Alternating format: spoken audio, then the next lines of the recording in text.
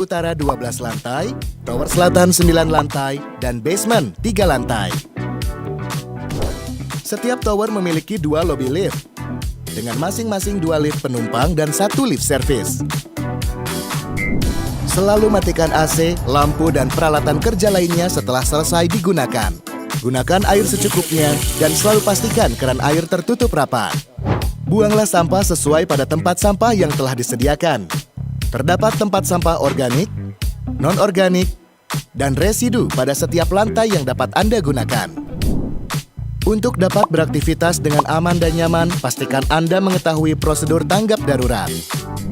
Sistem pemadaman api gedung PPAG menggunakan teknologi MCFA atau Main Control Fire Alarm, Sprinkler, Heat atau Smoke Detector, APAR, Indoor Hydrant, dan Outdoor Hydrant.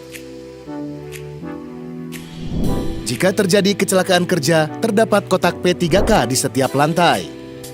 Hubungi petugas untuk penanganan pelayanan kesehatan di posko konsultasi kesehatan dan keselamatan kerja. Jika gempa bumi terjadi, tetaplah tenang dan jauhilah dinding dan jendela. Berlindunglah di bawah meja atau di sebelah konstruksi yang kokoh. Lindungi kepala Anda dan jangan beranjak dari tempat sebelum dinyatakan situasi telah aman. Jika Anda mendengar sirine kebakaran berbunyi, untuk segera keluar dari gedung melalui tangga darurat. Jika asap sudah memenuhi ruangan Anda, segera menunduk dan merangkak untuk menghindari asap menuju ke tangga darurat. Jika terjadi ancaman bom, tetaplah tenang dan segera laporkan kepada security jika Anda menemukan benda yang mencurigakan atau menerima pesan elektronik. Pada setiap kondisi darurat, yang harus Anda lakukan adalah tetap tenang dan selalu waspada. Keluarlah dari gedung mengikuti arah rambu jalur evakuasi. Ikuti arahan petugas lantai menuju master area melalui pintu darurat. Jika Anda berada dalam lift, segera keluar dari lift dan langsung menuju tangga darurat. Saat menuruni tangga, berjalanlah dengan tertib dengan memegang handrail yang tersedia. Dilarang untuk kembali ke dalam gedung sebelum situasi telah dinyatakan aman. Pada hari ini, tidak dilakukan simulasi tanggap darurat. Jika Anda mendengar alarm darurat atau sirine tanda bahaya dengan pengumuman evakuasi, maka hal tersebut adalah kondisi bahaya yang sebenarnya. Demikian Safety Induction Gedung Pusat Pembelajaran Arens Heise. Kami harap dapat beraktivitas dengan aman dan nyaman. Selamat beraktivitas dan salam safety.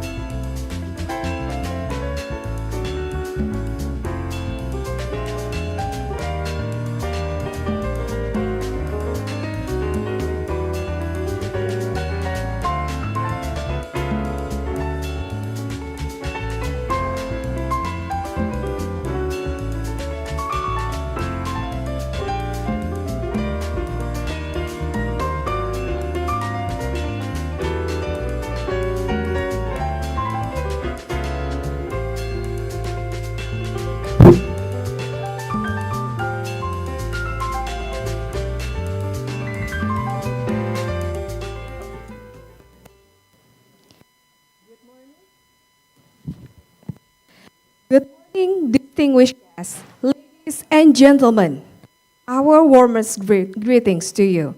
Assalamualaikum warahmatullahi wabarakatuh.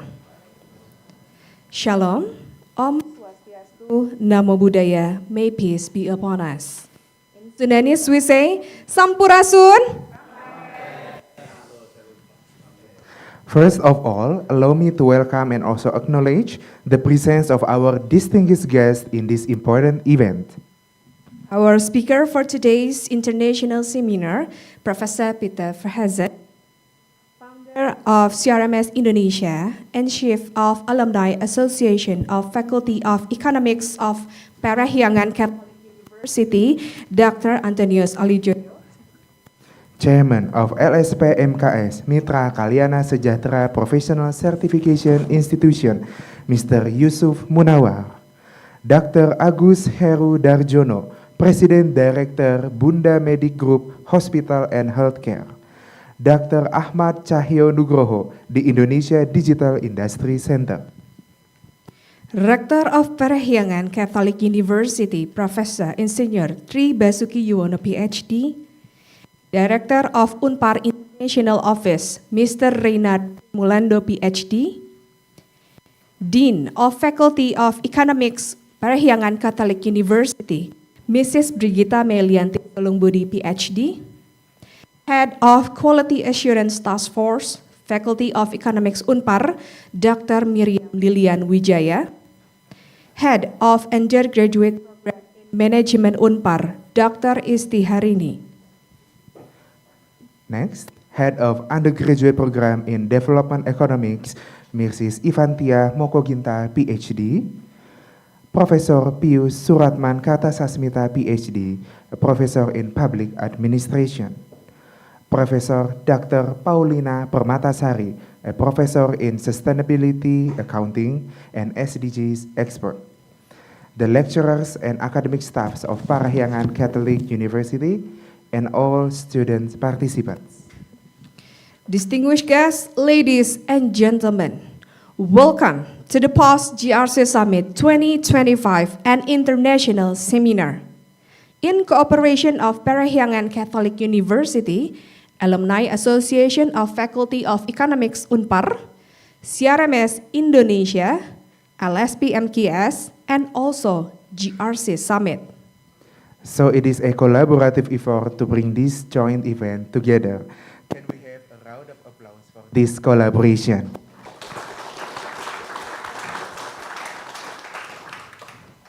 I am Deba and my partner, Chris Petra. We are your master of ceremony this morning. Today's theme, crafting the capability of the future, turning risk into opportunity, is both timely and crucial.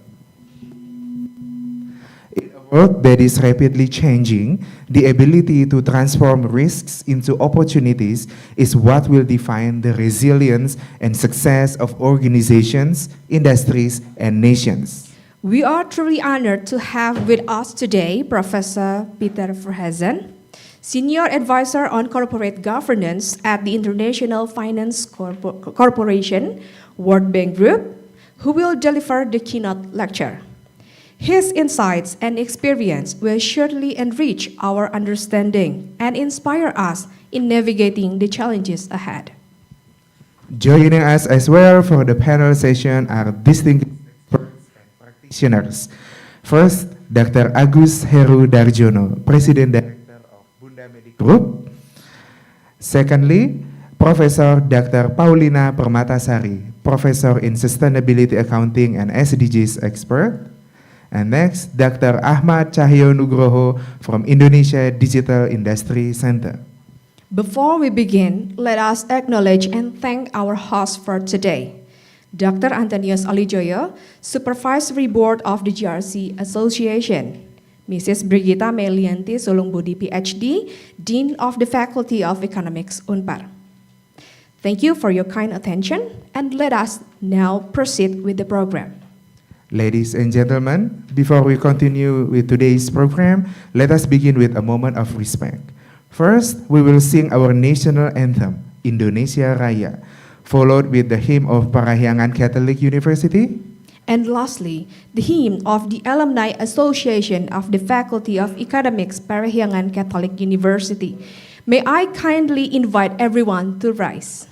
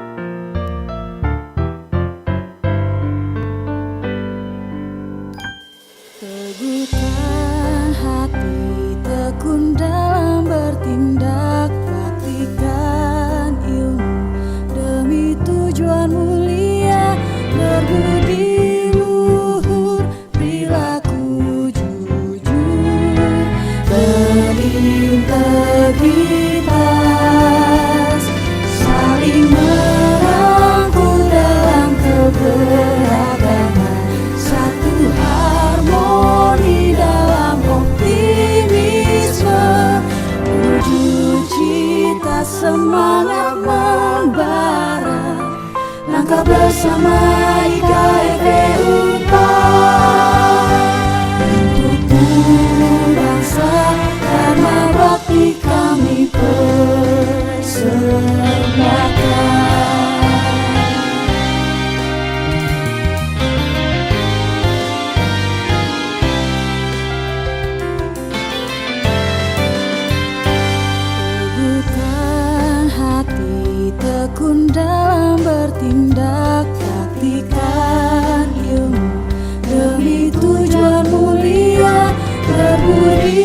luhur, perilaku jujur, berintegritas, saling merangkul dalam keberagaman, satu harmoni dalam optimisme, menuju cita semangat membara, langkah bersama IKFE Unpar. Untukmu bangsa Dharma Bakti kami persembahkan.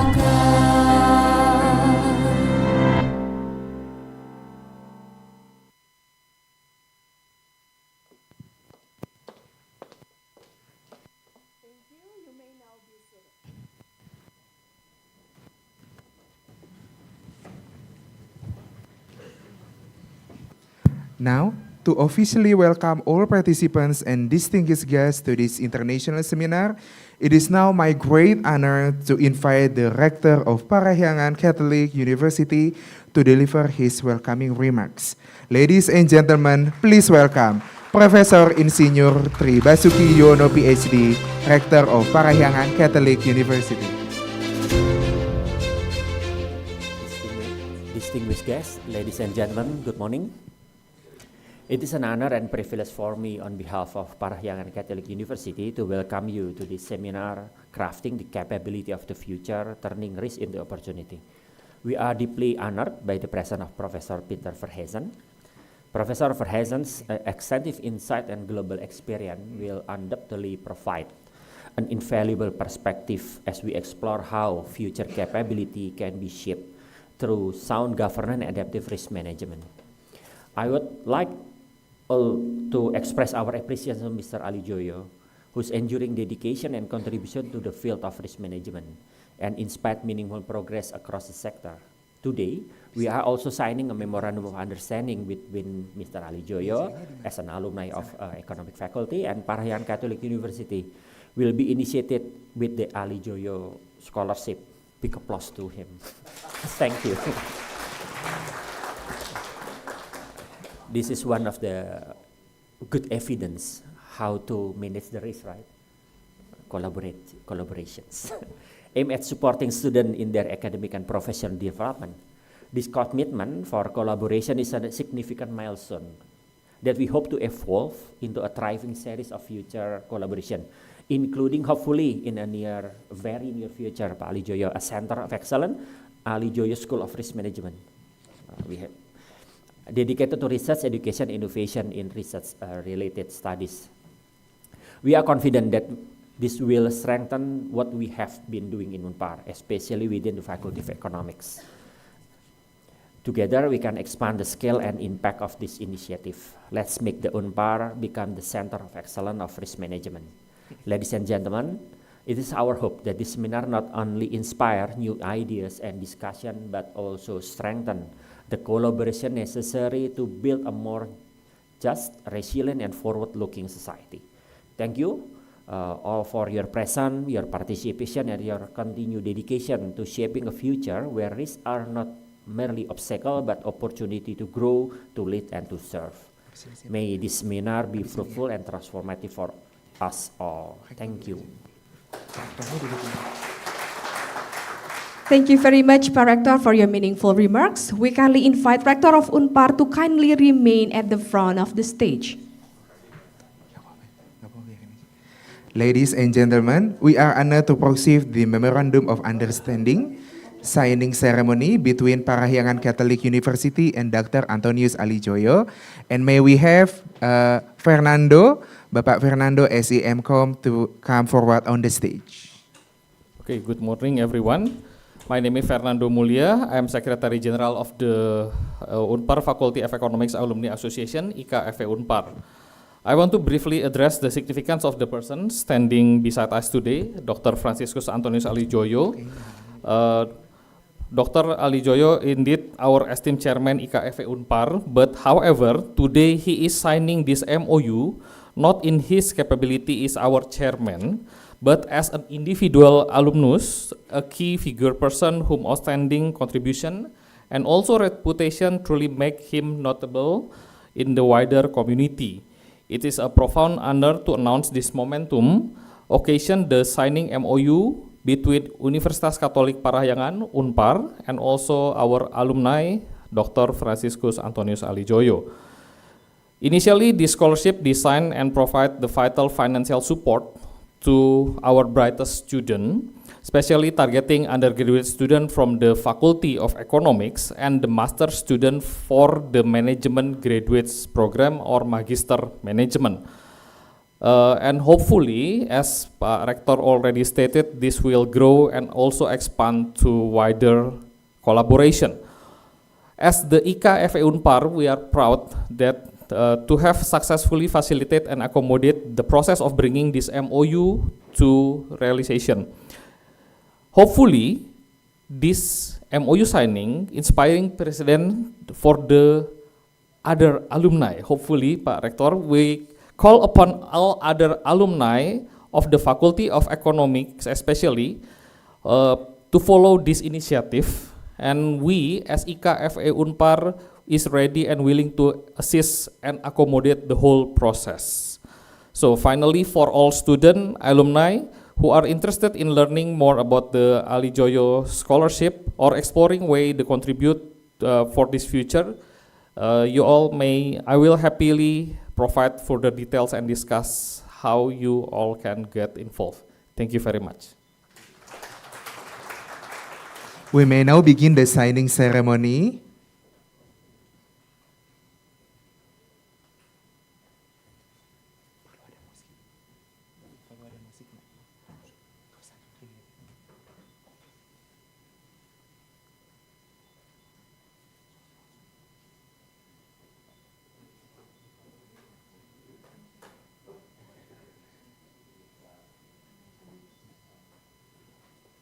Let us take a photo.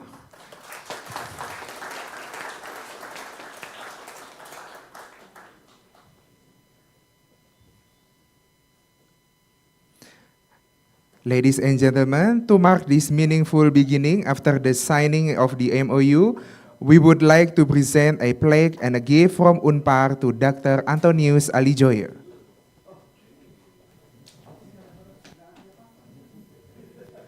We kindly invite the Rector of Unpar to present the plaque and gift, followed by taking photographs together.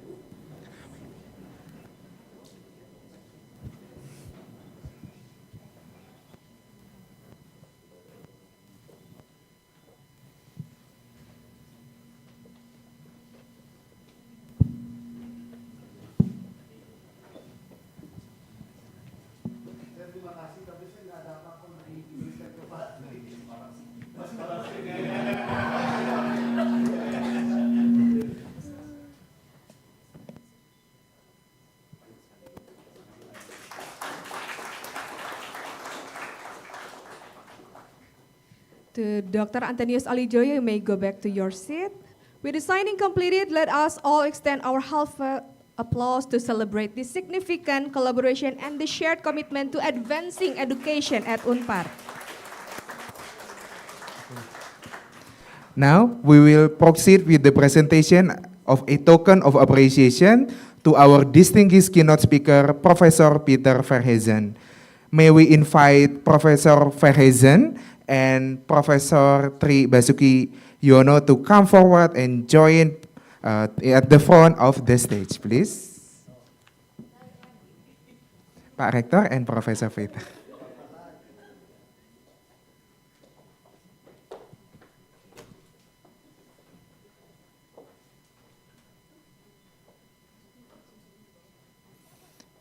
May we have the appreciation?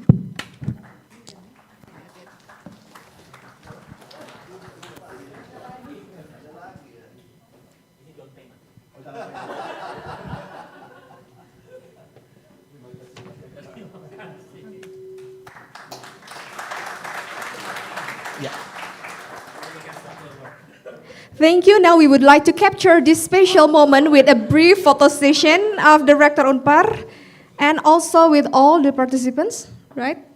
Oh, no. I'm sorry. Pardon, our mistake. So first of all, the photograph of Professor Peter and also Professor Tri Basuki Yono, and then followed by the Dean of Faculty of Economics and also leaders within Faculty of Economics Unpar, and also the panelists. You may join us on the stage. After this.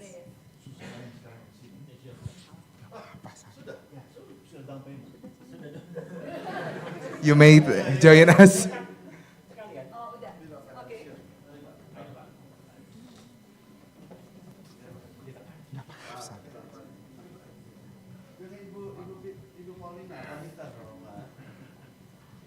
Photographer?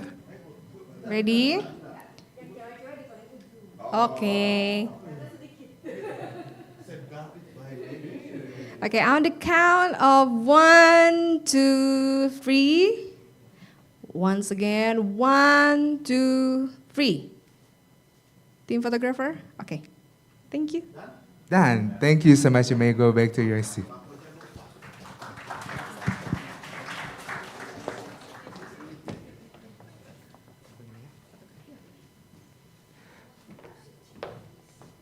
Ladies and gentlemen, we would like to kindly invite all participants to join us for a group photo session. For this photo session, our photographer will take the picture from the stage, capturing our distinguished speakers, other guests, and all participants from the front side of the hall. To make the arrangement look neat and well composed, we kindly ask all participants to move closer to the center of to the sitting area. Yeah, you may Join move us in the center. closer to the center of the sitting area. And the Please. photographer, please come forward. Please adjust your position so that the formation appears more compact in the photo. Our committee will assist in guiding the arrangement. Thank you so much for your cooperation.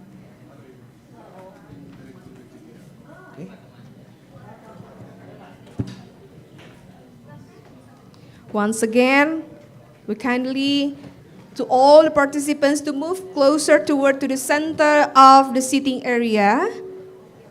Please adjust your position so that the formation appears more compact in the photograph.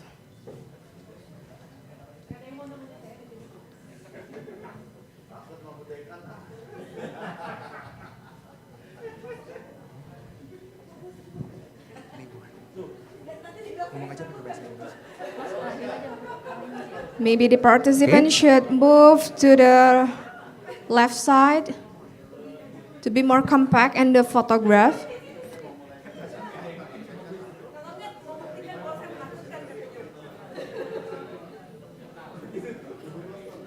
Dudukin aja.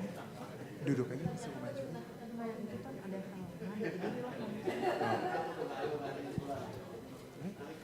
Ready? Okay, on the count of 3, 1, 2, 3. Once again, 1, 2, 3. Once again, 1, 2, 3. Is it good? Okay, thank you so much. You may go back to your original seat.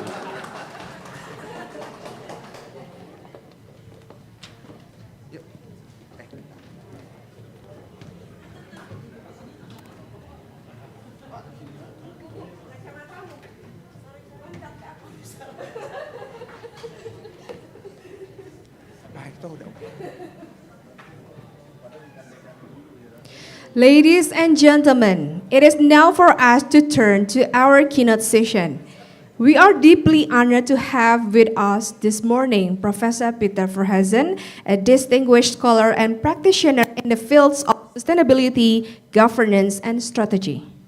Professor Verhazen currently serves as a professor of sustainability, governance, and strategy at the University of Antwerp and the Antwerp Management School, and was a fellow at the Harvard Kennedy School from 2010 until 2012. In addition, Professor Verhazen is Senior Advisor in Corporate Governance at the International Finance Corporation, part of the World Bank Group in Asia Pacific. He also advises boards on risk management, governance, and sustainability. Earlier in his career, Professor Verhazen worked with IBM and co-founded several consulting firms in Asia. During the Asian financial crisis, he served as senior financial advisor for IBRA IMF in Indonesia. Ladies and gentlemen, it is truly a privilege to welcome such an accomplished scholar and advisor to share his insight with us today. Professor Peter Verhezen, the stage is yours.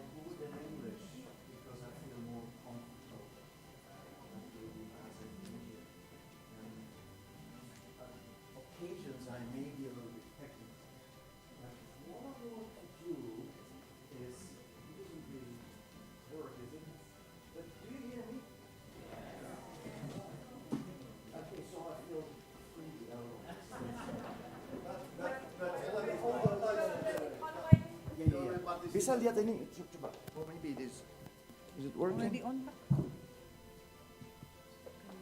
Alright, saya coba ini ya. Alright.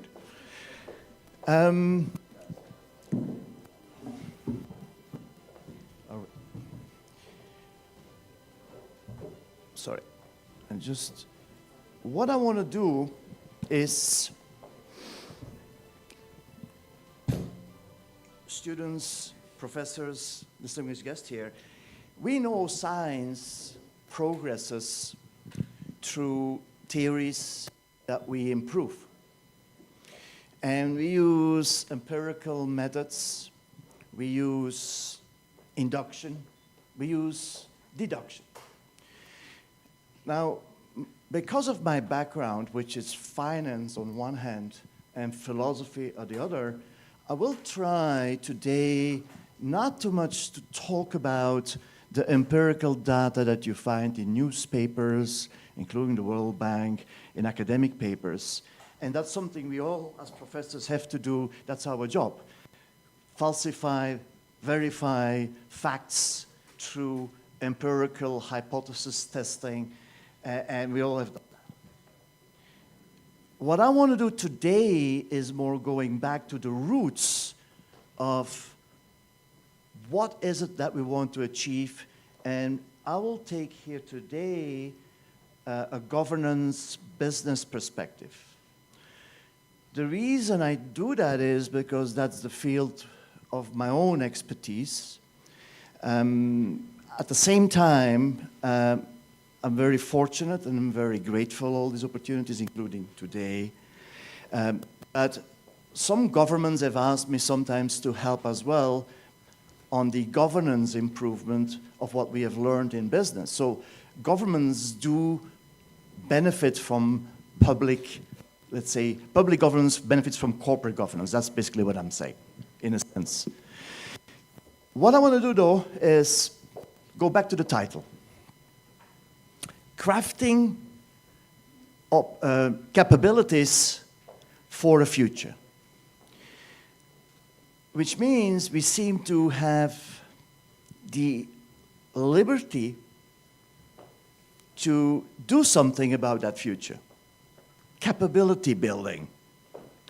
And Anton knows me. One of the things I want to emphasize is, I will talk about GRC, governance, risk, and compliance. My purpose today is going to go beyond that, Oops. Yeah, that would be lovely to get this. Ini baru ya, maaf ini belum pakai.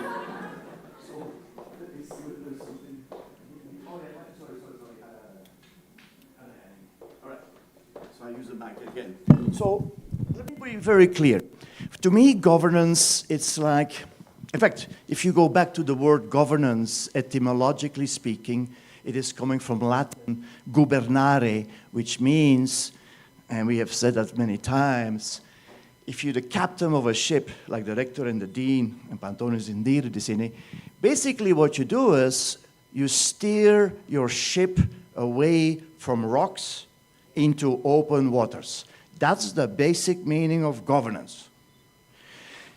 Business speaking, you as the captain, the board, the CEO, the dirut, you basically make sure you're looking for business opportunities to create value for your stakeholders and shareholders, and you minimize the threats.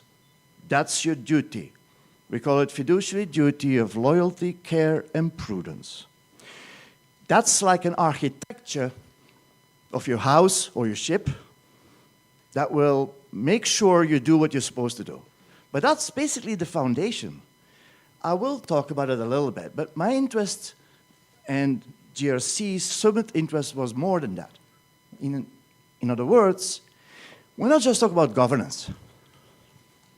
We're talking about what are the capabilities today for young people, future leaders, to prepare for a future that is changing rapidly. The assumption that I made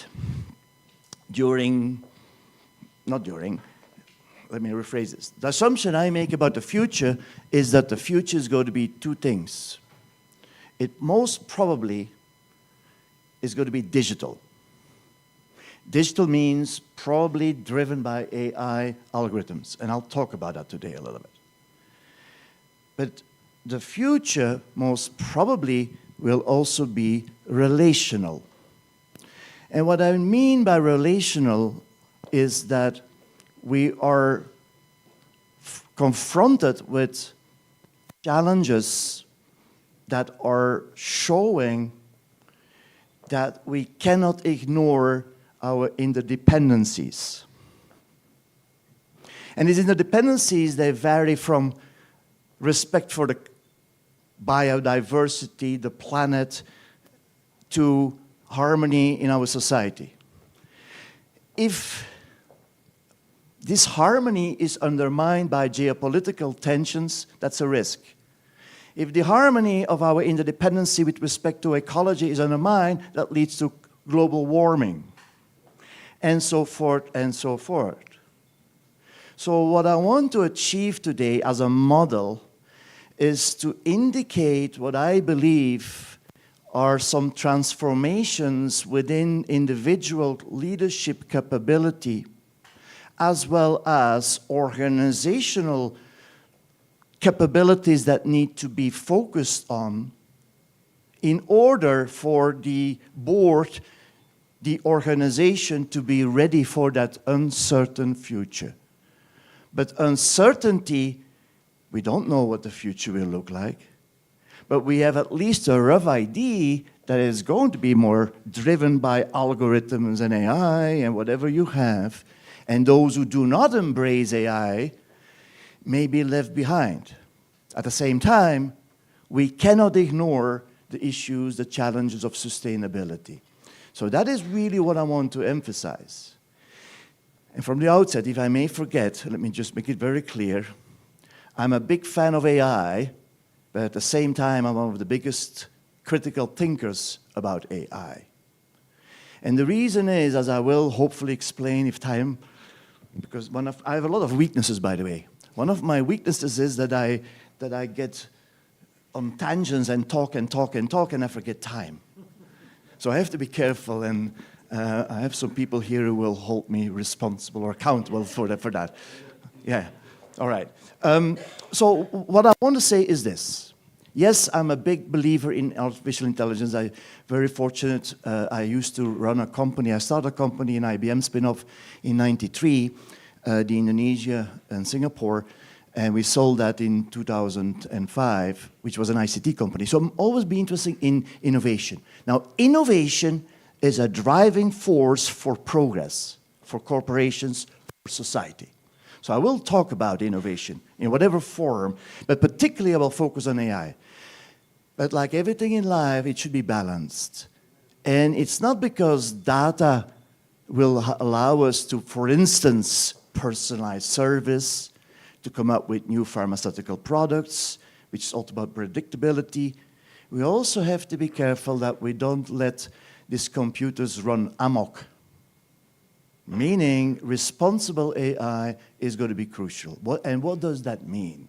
As it is as important that you have responsible leadership that takes those challenges, ecological, social, ethical challenges seriously. And as a business advisor, business professor, as a former practitioner, we should not forget that you need to create cash flow. And that brings me to the basics. Most of you are business students, or no, everybody is here around. Okay, let me then just go back to some of the basics. If you're looking at what is the purpose of business, it is about creating value to stakeholders and the organization capturing some of that value. Two different things. You can create value, and I will just put it online on the board here, something that economists may be familiar with. You have a price and you have a cost. This is the most important thing for any business person, because price multiplied by the quantity, cost multiplied by the quantity, is basically your revenue stream and your cost of goods sold.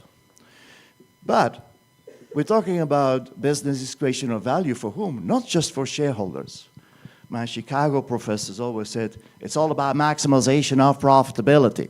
Excuse me, well, that may be true, but if you ignore your other stakeholders. So the point really is, and you can see that in business, there is such a thing like willingness to pay, and there is such a thing like willingness to supply. What does that mean?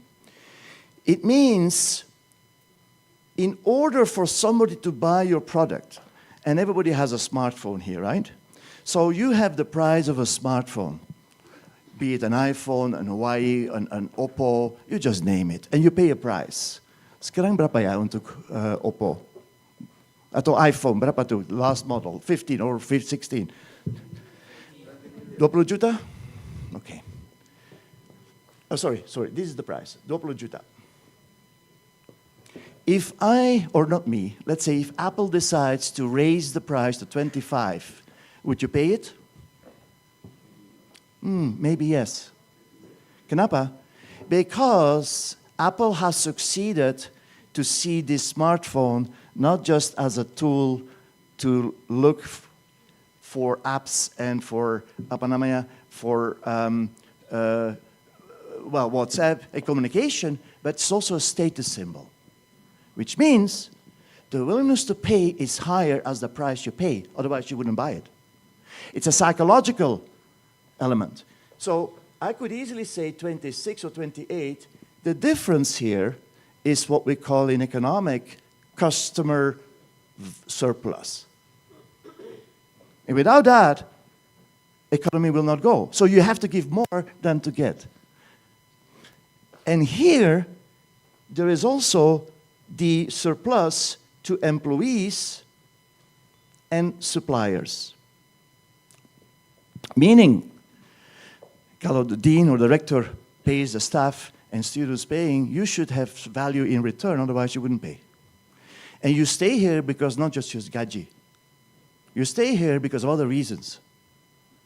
It's a nice environment, nice bosses, people on purpose, people believe in you, meaning it's a psychological issue.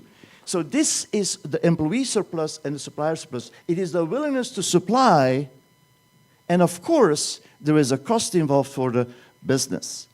The purpose of business is to increase the pie, not to compete zero-sum. With all due respect, I think Trump is wrong, not because he's stupid, I think he's smart, but because he doesn't believe in everybody winning. He believes in zero sum because that has been indeed the paradigm. So for me, and that's the message today in basics, I believe that we should move away from the selfish interest of what economics is saying, zero sum, I win, you lose. I think we can create an economy with organizations who create value where as long as you can increase the pie, we all can win. Including you have to treat your customers, sorry, your employees properly, you have to treat your suppliers properly. Again, as a former businessman, I know I only could keep my people not because I pay a high gaji, but because I did the right thing and we did the right thing and the board did the right thing with your employees, same with suppliers. That creates competitive advantage, basically. And the same with customers. Now, what has that to do with the topic of today? Well, it has to do, oh, by the way, and then of course you have in the economy of the regulator, you have the government, who are all influencing this issue, and you have external risks. External risks, that, geopolitical risks, tariffs today, familiar with that, that are affecting this whole story. What I want to focus on is, if in the, and by the way, I forgot almost the most important, not the most important, but why we are in business for, because otherwise nobody is willing to take the risk, meaning no investor, no entrepreneur is willing to take the risk. Here is where you create profit. So of course, a business wants to basically create value, which is nothing but the summation of exploiting your current assets, capabilities, which is reflected by your cash flow today,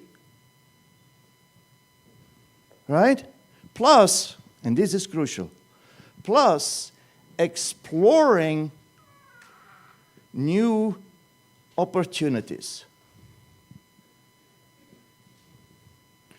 which has to do where is the future leading us. And here, the AI and sustainability, or what I call in general digital area, and the whole issue of relational issues are going to play a role. And these are the skill sets that you cannot forget. So you young people, going to be the future leaders, will need to think about this. Because if you ignore that, others will be more competitive than you and you're going to be left out. And governments should support organizations, businesses to just do this. And preferably take into account themselves digital and the sustainability issue. So value, which is, by the way, stock price, if you're listed, that's exactly that. Current cash flow and future cash flow discounted is what the enterprise value is of an organization. So, if you ask me how to turn risks into opportunities, it's all about, we are in a competitive environment, because we're not the only one. Apple is competing with so many others. You just name it. Any business, B2B, B2C business, any business is competing. Some of them are the first, and they make a lot of money, but once you make money, it attracts newcomers. And as we all know, the more competitors, it will drive down the cost. So you have to remain competitive, and that competitiveness is driven by innovation. Now, this led me to thinking about the model that I want to explain to you, and then my lecture will start, basically, after 20 minutes, Mafia. So let's just do this. But I just want to make sure that the essence is clear. So value is basically current plus future. Right? Current cash flow. So what I say is, in order to think about capability building, what are the levers that you, as an organization, as the DIRUT,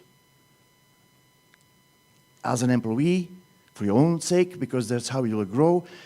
What are the levers that you can use to influence? And so, first of all, capabilities are obviously to do with skill sets. Okay? So if the title is capabilities, then I'm saying these are the skill sets. And skill sets plus luck, because you need luck in life. And I'm quite fortunate. Skill set plus luck is what drives probably to success on an individual level. Why I do luck? I was very fortunate. I had Michael Porter as my professor. And Michael was explaining all the strategic variables. But when he did the empirical analysis, there was 35% that he could not explain in his model, plus the statistical errors. The 35% that a theory doesn't explain means what? To me, it is luck. Because if you cannot explain it, or science will progress and we'll be able to explain it at a future date. 2000 tahun lalu kita pikir, okay, kalau successful, thank God. God help me. Sekarang, it's not just God still helps, but there are other issues that are important in skill sets. So the luck probably will be reduced because we will understand more and more, but luck is something, not just fortune, but circumstances, connections, relationships, all that plays a role. But what I really thought about is this skill set. And that made me thinking, it has to do with competence, isn't it? So competence is crucial. You need to be, as Pa Anton has heard me saying, you need to be a good plumber. What I mean by that is, a plumber is somebody that fixes things. You're a physicist, you're an engineer, you're an operational guy, you're a finance person, a marketeer, you just name it, a doctor, but you have a job to be done, not just ideology. Leave that to the politicians. It's not unimportant, but we in business, we need to have something that you offer to your clients. Concrete, a competence. But here, the interesting part starts. Competence today is not just enough, because everybody is competent. The beauty of Indonesia, China, is that when I arrived here, tahun 87, it was a very different environment. I remember these bules arriving, you could do anything. Today, forget the bule star. I mean, because you're white, it doesn't mean anything anymore. On the contrary, it was suspicious. What are you doing here? Apa? Meaning, what I'm really saying is, you're here at a good university, and there are a couple of good universities here in Indonesia. We're competing internationally. We still can do more, but there is an improvement. China was nowhere in 87. Look today. Tsinghua, Peking, Fudan, you just name it. And not only that, the professors here, they studied abroad. They're the same table as me. They know as much as me. And they come back. So meaning, competence and basic skill set is not enough. So there should be more to prepare for that future. Because we're all levering at the same level. That's good. So you still need to think more, how can we compete with the Singaporeans, even the Malaysians, siapa aja? That's your task as a future leader, as a future plumber. So that made me thinking, we need to go to 3 transformations, which you see there. And that's a little bit speculative, I know. And during COVID, I was dreaming, I guess, like everybody. So, after all these years, COVID, I had a chance to go back to just study, because I couldn't do anything else then.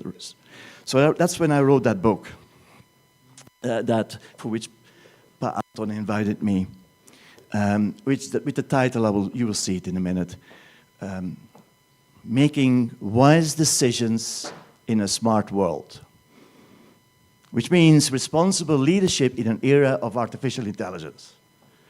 Why do I mention that? Because if this is true, then today we need to go to 3 transformations. The first one is we need to go from pure competence, which is the basic.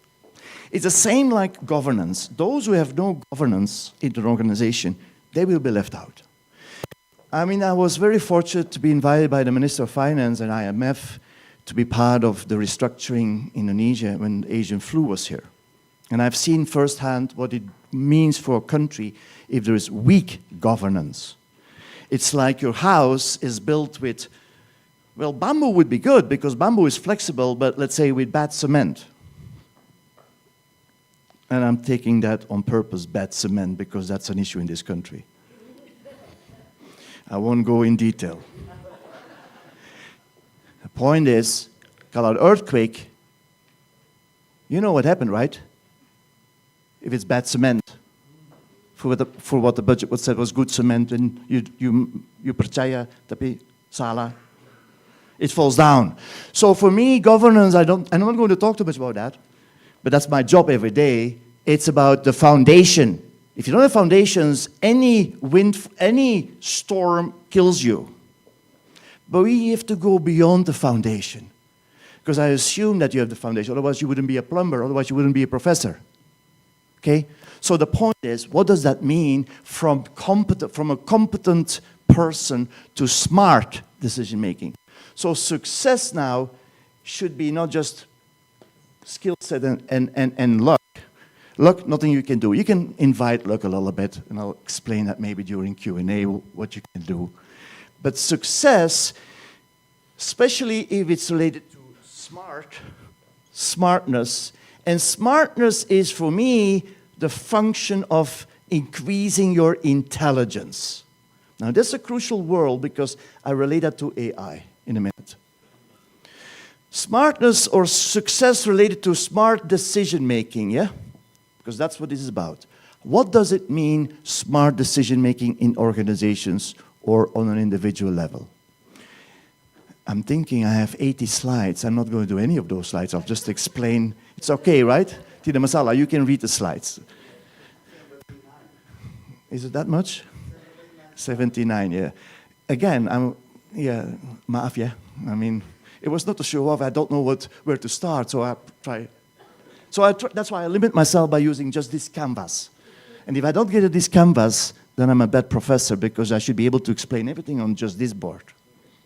So, smart decision making is a combination of 3 variables, in my opinion. And I'm not just the one who invents this. It's based on literature review. It's based on years and years of reading and practicing myself. One is obviously, how can you increase... Ada yang baru itu, yang apa namanya? The black one. Yeah. Terima kasih. So, there's one thing business people do not like. In fact, nobody likes. Unpredictability. Uncertainty. Politicians don't like that. Businessmen don't like that because what that means is you cannot make investments with a guaranteed return on invested capital. But the interesting part of life is it's because of the fundamental uncertainty, not knowing what's going to happen, where the opportunities lie. Because if everything would be certain, then by definition, there would be no opportunities because everybody would know exactly. You would be a robot and act like a robot. That's a remark which is fundamental. But at the same time, we business people still want more predictability. Or at least, if I may say, we are faster and speedier than the competitor. Because that is where your competitive edge is. Now think about it. If everybody is going to use AI, which is not going to, but if everything, assuming for a minute, if everybody will use AI and the same AI, there will be no leverage. And unfortunately, we will be all average computers and robots because we're all using the same application. So avoid that. But we should use it in our advantage as a country, as an organization, as an individual. Be unique. Don't copy-paste. Okay? But that's another lecture, how to do that. But let me just go for the basics. So we want to increase predictability. Because the faster you can and the less biased you take decisions, the better you are. Typical example, Netflix. Now we have a lot of copycats today in Netflix, right? You have locals. What is Netflix basically doing?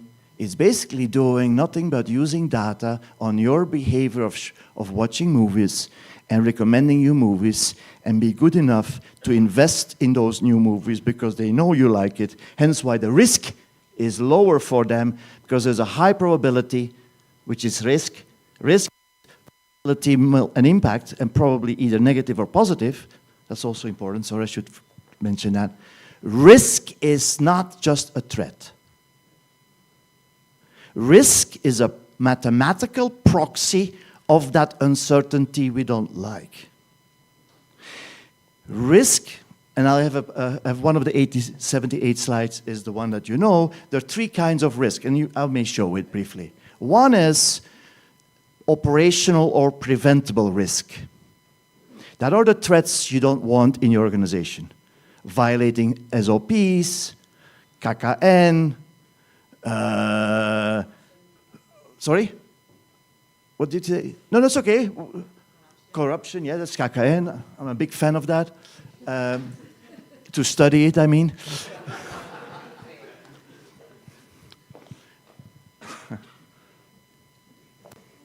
Okay, I'm not going there. I mean,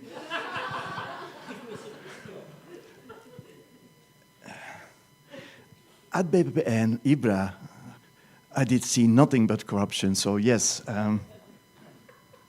Okay, no, don't go there, Peter. Just stay away.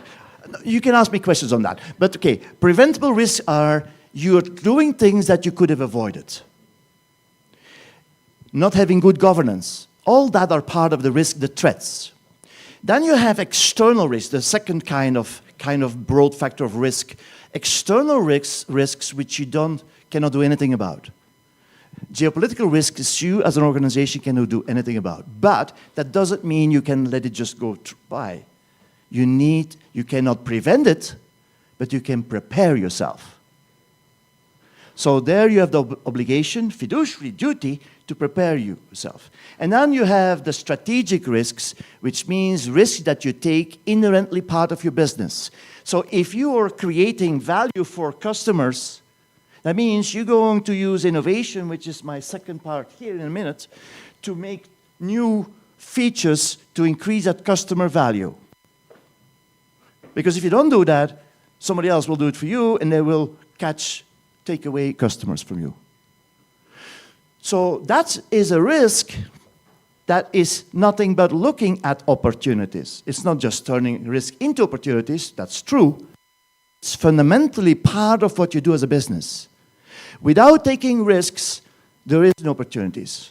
Now, I'm going to say something not controversial, but here is my bully face. I guess I cannot resist this. But 51%, 22% sekarang dari GDP is created by BUMN.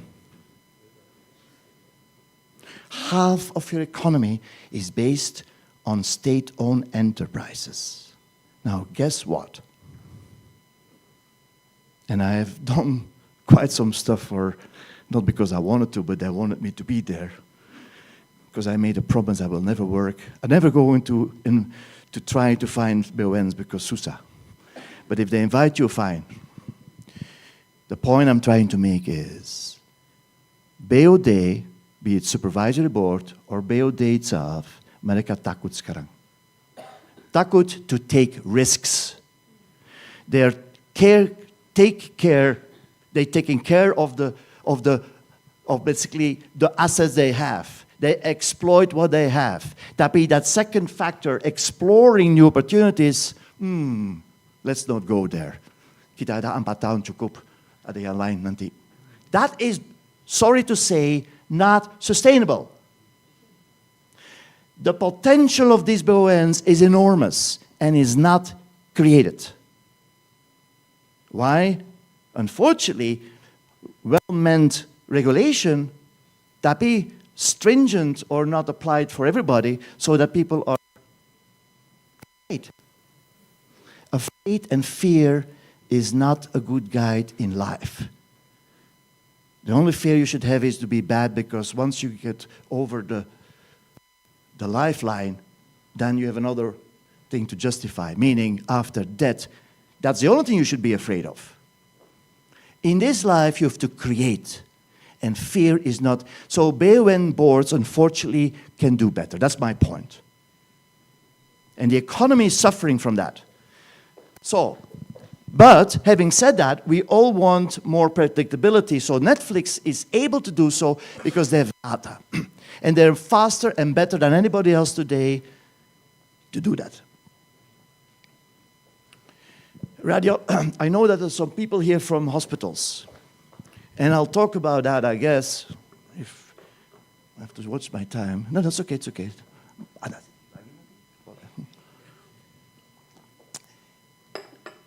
Radiology, or no, pharma, COVID.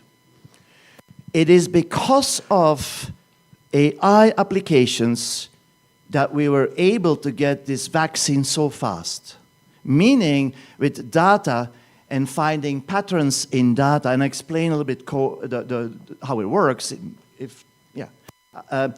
Because of finding patterns in all the data we have about all the, let's say, the structure, the DNA structure of that COVID, was it now,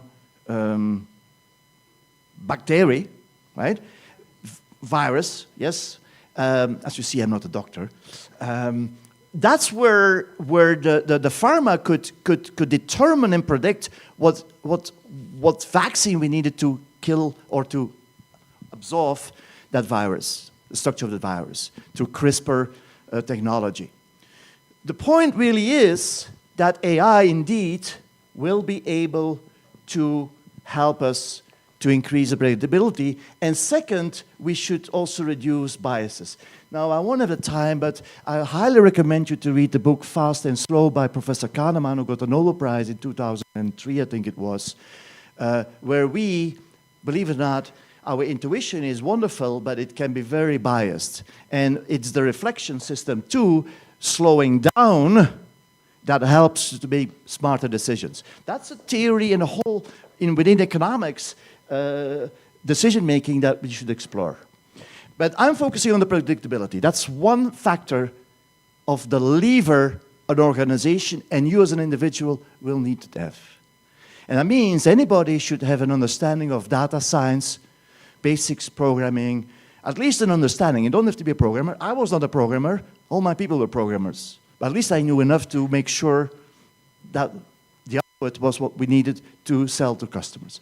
The second variable is what I call having insights, which is a beautiful word for innovation.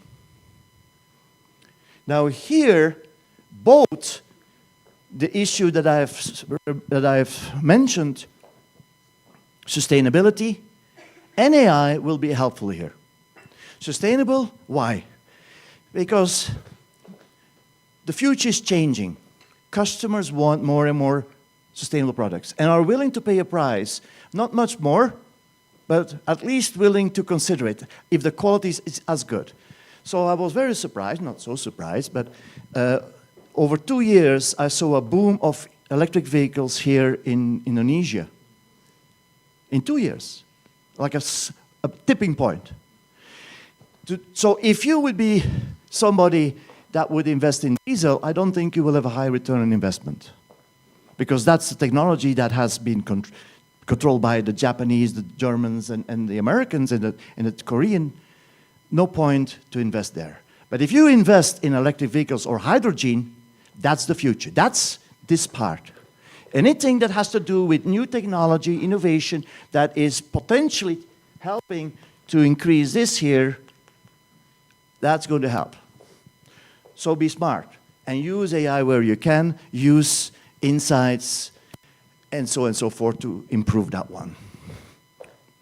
So AI definitely useful. And there's a third factor that creates value, which is called resilience. Resilience as an organization, I'm doing some studies with my folks in Antwerp about the resilience of airports, harbors, how they can improve if something happens. And that's to do with suppliers, with this here, suppliers, employees, and even customers. So the stakeholders, if you have a network, strong network of good suppliers, that will help you to improve your resilience. What is resilience? It is what I call passionate grit. Now, what does that mean? It means in cases of adversity or crisis, you're able to stand up and start all over again. It's like in Hollywood movies. That's what they love. They knock you down, but then you raise. There is no movie, a hero is never somebody who is good. No, heroes are, they go down first, and then they go up. Now, okay, I'm joking, but one of my heroes personally is Mandela. He forgives the man who puts him in prison for 27 years. That's an act of wisdom. It's an act of resilience. And that led to overcoming falling apart of South Africa. You have also heroes in this country. You have heroes in business. So resilience is the ability to face difficulties, threats, risks, and dealing with that. And yes, turn particular negative threats into an opportunity. That's smart decision making. That's the first transformation. And I can go on for a few days on that one. But there is a second transformation. And that is the transformation from smart decision making to wise decision making. Now, what is that? Which is, again, an additional capability that will prepare for that uncertain future that will be digital and relational. What I'm choosing as a philosopher the word wisdom because everybody has fancy word. I go back to the basic. Wisdom basically means what is it that we want to do as an organization. And so I'm adding in fact two variables here, and you can criticize me. I mean, I'm willing to accept that. It's just a model that provides you an insight of where we go and how you improve your capabilities. So in addition to being smart and being competent, I'm adding here purpose, meaningful purpose, which has to do with values, and the whole issue of sustainability that has been a hot topic in most universities today, be it engineering departments, be it in biology, pharma, in business. And that is reflected in, for us business, ESG, ecological, social governance. Now, what I want to say is that this is what drives us to make decisions that are not just focusing on ourselves. This is the profit, the capturing of value as an organization. And yes, every businessman knows customer is king.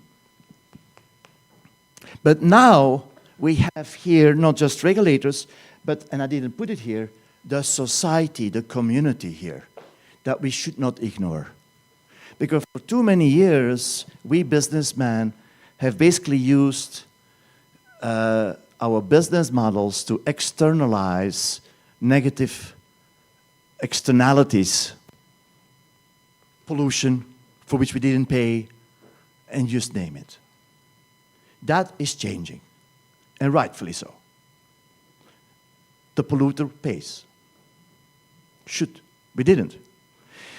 And so what I'm really saying is, I somehow consider this sustainability, and many business people in Indonesia see that way, it's an additional compliance issue. To me, that is correct to a certain extent because it's imposed on you. It's the regulator. And the Europeans are very stringent on that. At the same time, you can, and that's where you see a threat or a regulation can turn into an opportunity if you know how to use that to make more sustainable products. The BYDs, the Teslas, the whatever this world. Or more fashionable and sustainable material for clothes. Or more sustainable shoes. You just name it. Today, Adidas, Nike, Puma, all of them are advertising we're using recycled material. So all that has to do with we have to seduce and convince the customer. At the same time, we're doing the right way. And so suppliers will be able to help you in the supply chain to reduce what we call scope 1, scope 2, scope 3 of, in this case, CO2 emissions. Again, that's a topic in itself, but this is all related to this model, the basics. And so, to me, sustainability is something that I believe in, but the more I think about it as an organization, the more I admit it's imposed on us. And if it's imposed on us, it becomes a compliance issue. And that, and this is the most controversial part, brought me thinking, and that's where it's a model, I think it is true, but it needs to be falsified. The third transformation is we should go beyond even wise decision-making. And that's my next book, I guess, is from wise decision-making to enlightened leadership. Meaning, what does that mean? That's a little bit stuffy words. It means you are, okay, let me say why I think there's a third transformation. You can have all the best intentions. You have the best competent people on board. You're smart, you're using AI, and still you have burnouts. Why? That leads me to the third transformation. If we cannot align who we are as an individual, our inner voice, with the outer success, which is good, if we don't align that, we're never going to really have a real sustainable future.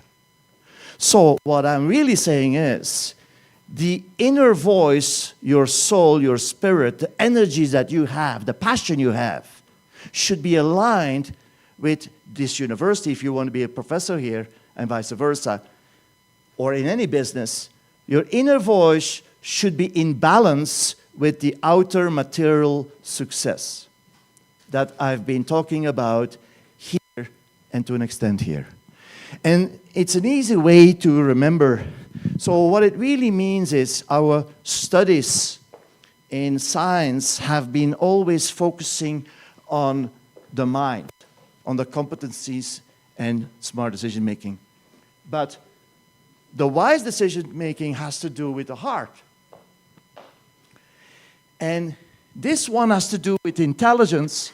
This has to do with consciousness, which is fundamentally different.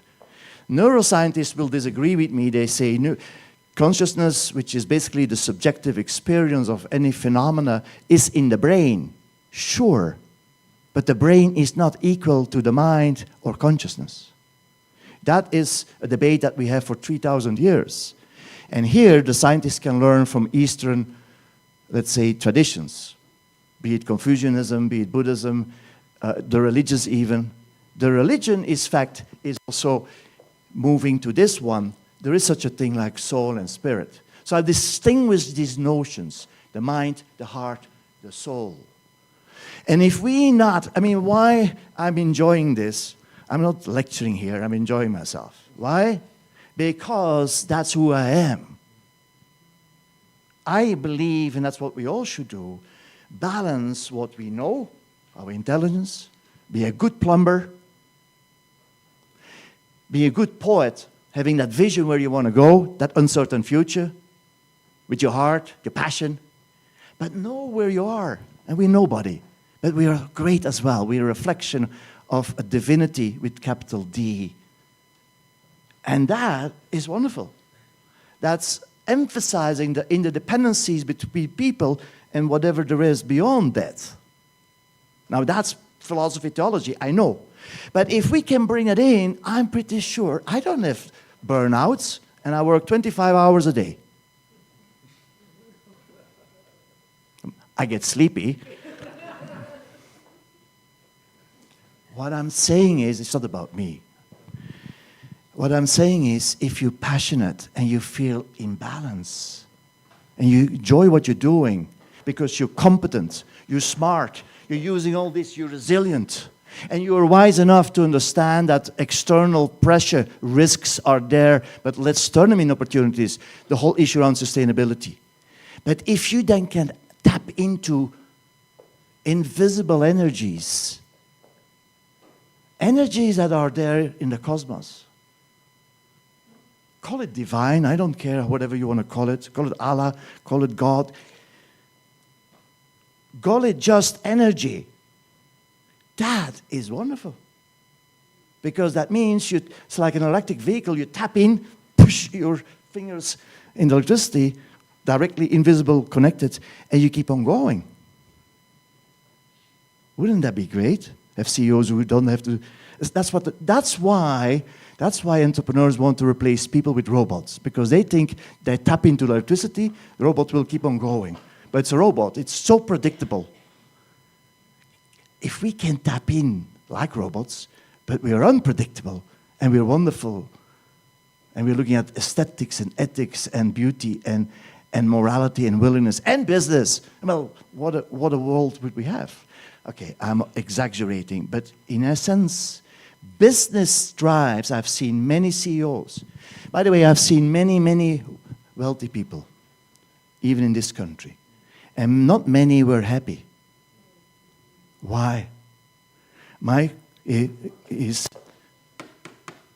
one person, she was very close to me, and I talk about 20 years ago, she was one of the richest Indonesians here. And it was so bad that she told me one day, and that's where the bule was useful. She said, Peter, I don't know who I can trust. Do they come to me because who I am? Or who I am, meaning not who I am as a soul, but what family I represent. Taking advantage of me. So what I'm saying is, if you hear and you combine that problem is solved. It's not fully solved, but at least you know. Okay, my lecture can start now. Point is, that's the basic of what I say. If you understand this, that's crucial. That's basic. And GRC is really supporting this. Without governance, this is impossible. It's basically the guardrail of how you make decisions in a smart, competent way. And more also in a sustainable manner. And the risk and the compliance is just an aspect of that in my interpretation.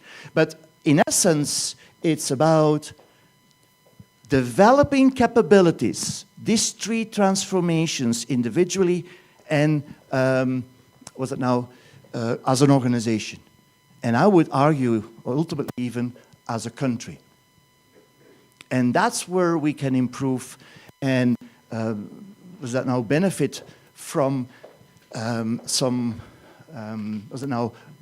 more developed capabilities. I'm just going to see, there's a slide. Okay, I have 15 minutes. Basically, smart decision making is about efficiency and a legal framework. That in an essence. Again, I'll get you the book so you can read the book if you want. This is about legitimacy. This issue about wisdom is about legitimacy. In fact, the Enlightenment is about legitimacy and leaving a legacy. Legacy beyond your death. Because that is what people are for. You have children for that reason, you have art for that reason, and you have legacies. Because you want to leave something beautiful behind. And that's what any businessman who is successful wants at the end of the day. Okay? That we have seen, 3 performances. I hear that. Just if you want me to talk about gifts, I'm coming back in corruption, right? I'm very intrigued about that. But what I want to do is, I want to briefly talk about the basics. And so the future is going to be digital and relational. That's basic what you have to remember. Now, here you have to focus what competencies, how to become smarter and wiser to do that. My statement is this: AI will make us more intelligent, therefore probably a little bit more smart, but it will not make us wiser. Because wisdom has to do with consciousness, and it has nothing to do with enlightenment. There is no spirit in the machine. There is no energy in the machine. It just takes energy. And just for information, literally, I mentioned that GRC, just to give you that as well. Do you know using Gen AI for one day is the same energy you use as 1 year driving with an electric vehicle? Why? Because Gen AI is using billions of, trillions of data and the whole internet, and every time you prompt for a question, it has to do the mathematical churning and come with that beautiful answer, or not so beautiful. And it has consumed so much energy that it's not sustainable. Now, let's hope that science will help us, and engineers will help us to become more effective. But today, Gen AI is not even sustainable in terms of the way it's functioning. But AI can help us to increase efficiency and so on and so forth. So definitely. Just looking at, that's the model that I explained. That's smart decision making. And you see luck there. I'm going to skip this. That's basically what I said about cash flow and why reputation and the risk of losing it can influence you. So, for instance, having good reputation, no KKN in the organization will improve your reputation. But as well as have products that are more sustainable, like Patagonia is an organization that is admired, or Timberland shoes is admired by people because they do the right thing. Or a university that is reputable because they have done the right thing. So this is all something you can calculate. This is the one that I was referring to. That's not part of the thing, yeah, right here. This is basically, maybe just this, yeah. Let me explain what this figure is. If you're looking at, this one is clear, right? I can draw this. About risk. The way I look at risk, or the way we look at risk, is basically looking at data. And so, if for example, we want to know, it's called tube risk, meaning if you want to know how long it takes you to go from your house to the campus, and for instance, you're in London, you can take the tube, hence why it's tube, but you can do it with the car, so you have data, and let's say it takes you 1 hour. So these are all data on a yearly basis, okay? So you measure basically the time to come to your work. Now, if it's on a sunny day, on Saturday, it will take you, so this, let's say, is 1 hour. This is about 45 minutes, if it's on a Saturday, kind of less traffic. Here, Lebaran, nobody is there, and Lebaran on a Sunday. So meaning, it will take you 30 minutes, this will 40 minutes. Now, it's raining, it will take you 1 hour, 30 minutes. It's raining on a Friday, Jumatan, everybody's going home, it's going to take you 1 hour or 2 hours. And flooding, stuck in the middle, it is going to take you 3 hours. So what you do see is you have a Gauss curve. And you know with a certainty of 95% that the so-called value at risk here is calculated. And we all know statistics that this is your sigma, your statistical variation, which is nothing but the volatility. So what we also know from everybody who knows statistics is that this red curve, oops. Okay, I'll make it a black curve. That the black curve is more certain, more predictable than the blue curve. right? Meaning, we're all interested in understanding the predictability, because that's what business wants. Remember that? Now, I turned that around and I produced a paper in an A journal. And so what I did, I applied to ethics in the Journal of Business Ethics. And so what I did was, I turned the same Gauss curve into this. And I put here the same thing. You enrich your shareholders, you serve your stakeholders. You put the governance rules just above the average, because that's what it means. You are having rules and practices and procedures and whatever it is to make sure you're above average, or at least average, just above it. It's foundation. And so what I'm arguing for is that there are three kinds of risks. You have the risk that we know, the value at risk in the middle. You have the volatility, which is this one. And then there is this risk, the negative threat. These are actions you take which you go to regret if you get caught. Meaning, this is the line of legality. This has to do with accountability, Recording compliance. This is illegal. You can get away with it, but if you get caught, you pay a price. You regret that decision. Here is the positive part. This is where you want to be. Here you legitimize your business. You innovate. And the champions are there, where the risk has been taken to that high level of excellency that you are a champion, and that you're going to leave, and I think that's on the that you're going to leave a legacy.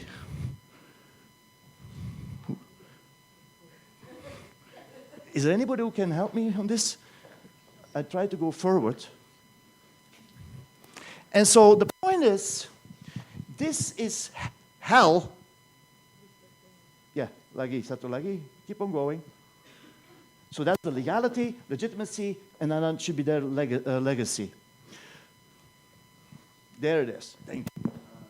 So the reason I call this, and that's the way I look at ethics and risk, hell, heaven.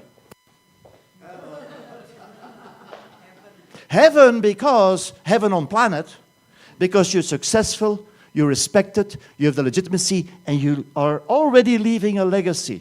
People admire you for who you are because of your heart, your mind, your spirit, whatever you want to call it, and because you have done something good for society, and you have enriched yourself and your stakeholders, but you also have done something for the community. Just what Anton did today for the university. So he's leaving a legacy.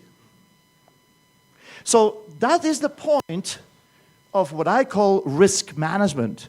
Most of the people, the traditional risk management is focusing on this part, accountability. And that's necessary. But I'm interested in innovation and more. That's where the real successful people are. And so I know my time is up. If this thing would now be willing to go on. Oh, yes. All right, that's the one I was explaining. I'm going to explain that, but read that book. It's wonderful. Where do I focus on? Is the computer? Oh, it's over there. Okay, there we are. Okay, well, hold on. I'm going to... That's the book I was referring to, so I can skip that. But there's a few slides. We have three AIs. We have the traditional predictive AI, the Netflixes of this world. Now we have Gen AI, and we have also agentic AI, but we're nowhere yet with agentic AI, let me tell you, okay? It's all hype. Something is happening, but you don't believe any businessman either because they're good marketeers. It's true. They will let you believe because they want you to buy in. They want you to willingness to pay for what they do. It should be a return on investment. Be critical. Oh yeah, and by the way, I told you, you should do data science, you should do programming, but there should be three other things are crucial in the competencies, generally speaking. I've learned that at boards and advising boards. Advising board members are not, they're usually intelligent and competent, not necessarily the most intelligent, but what they have is this. They have emotional intelligence and social intelligence. And usually they're supposed, and yes, good board members are, they do critical thinking. This is something that a computer cannot and will not do. Yes, the computer will be able to read face expression and predict the next emotion, but he doesn't feel emotions. He does not understand anything about what we feel as interpretation, understanding of context. It is calculating, churning data, pattern seeking that are correlations. Correlations are not causal. That is crucial. I don't go into details, but that's where AI is still behind us. We still can beat them, okay? But we should use it. Oh, sorry. This is just about the brain functioning, because that's what AI does. So you've heard things, but unfortunately, I have, 3 minutes. I want to see whether I have an interesting slide. Yeah, maybe this one. Where is AI really useful? Where you have the data, where it's reasonably stable, and where you don't have many alternatives. Chonto, because I'm a finance man, so I'm interested in that. The stock market in Wall Street, 65% of the trading is done by computers. 65%, 70%. Tapi short-term trading. There you can predict, and you just take advantage of the time lapse. There is no computer to tell you what is the stock price of PT Astra in 1 year from now. No computer. Why? Because the variables are too uncertain. It is not stable. It is too much volatility. However, calculating the possibility of you getting cancer is possible. Why? Because our body is not changing overnight. It took us millions of years to get where we are. So in oncology, in radiology, in certain areas where the patterns are clear and where it doesn't change overnight, their AI is very useful. In business decisions, it's so uncertain that you cannot rely on AI only. And there are proofs now. MIT just did do a study, and let me just summarize it for you. Those that using Gen AI, young people, will benefit from Gen AI for product innovation. However, if you do it in group, and you all rely on Gen AI, the productivity did decrease with 41%. Why? Because they don't think critically. They just do group thinking. So moi, écoute, Gen AI prompt, and that's useful. But one more, those that are on the top of their career, they're the ones who are providing the data into the internet. They're the scientists. They hardly benefit from Gen AI. Because if you're in governance, we both know what's written about governance. And anything that's new will come from professors or from practitioners. And yes, will be put on internet, but we would know, we would be aware. So experts benefit 10% max. So if the longer you're in a career, yes, the longer you're in your career, I have 1 minute left. I'm almost on the finishing line. I'm on slide number 10 of 87. So the point is, use AI where it's appropriate. And it is a useful tool. And we should not ignore it. But use it critically and use it where it's appropriate. But be also smart enough and wise enough to build capabilities that are going beyond pure predictability. Okay? And yes, AI will become better and better and better, no doubt. This is something you can read, that's all great. The brain. Yeah, I'll show you that one. You want to see that one. You want to see that one, yeah? Okay. This one is just, sorry, this is just published.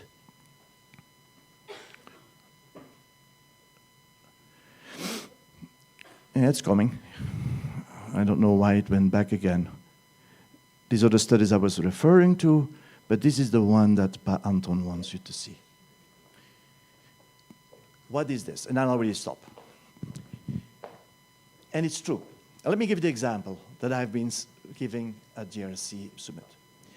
I don't know about you, but I'm very bad in finding my way. Ibu Uri knows this now. Meaning, I rely on GPS systems. If my GPS systems falls out, I don't know where to go anymore. In other words, I was at the Scouts, and there I had to, reading maps. That's about 50 years ago. Now, if my GPS doesn't work, my wife would say, you panic. Meaning, I've outsourced my human agency of reading maps to a robot.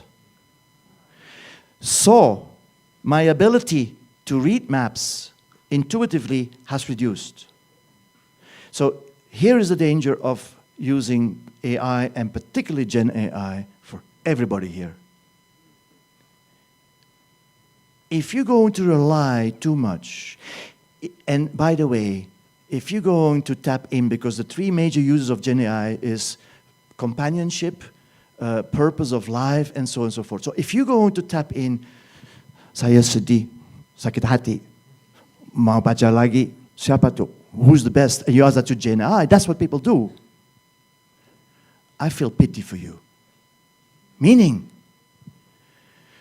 do not outsource the most fundamental questions of what you are to a computer. The computer will give you an average through statistical averaging, and because of the fact it's all on the internet, it will give you an... But if you do that, you reduce yourself to the average statistical thinking of what's on the internet. You're not unique anymore. And that is I see that in papers. Today, papers are impeccable. No spelling errors anymore in English. But you can feel it's becoming, boring. Meaning there's nothing personal anymore in it. So what it means is literally not using ChatGPT, your brains remain active. Using ChatGPT and relying on ChatGPT, you are amplifying, you're really losing the ability. The best way is be critical and using ChatGPT. I'm not saying you should not use it, but use it as a conversation partner. That's where it is useful. I really have to stop because they already mentioned 1 minute ago and I'm 5 minutes later on. So, terima kasih banyak. Thank you so much. Thank you very much, Professor Verhazen, for your insightful and inspiring lecture. Your insights have provided us with profound perspectives on how challenges and uncertainties can be transferred into opportunities for growth and resilience. Ladies and gentlemen, we have now arrived at the question and answer portion. Should you wish to ask, please kindly raise your hand and one of our committee will provide you with microphone. For participants who would like ask in Indonesian, we will assisting you by translating your question for Professor Verhazen. We encourage you to keep your question clear and concise so that we make the best use of our time together. Now the floor is open for questions. You may raise your hands for questions.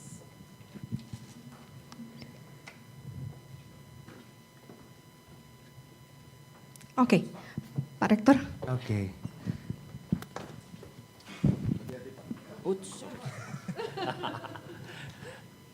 Peter, thank you very much for your insightful presentation. I'm happy with this presentation because in some extent what we done in UNPAR in the last 2 years in the same direction, in the same idea with yours.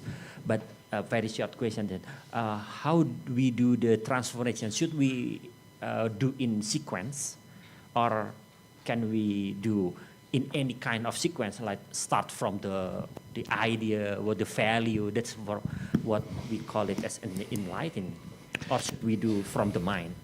Thank you. It's a very good question. I'm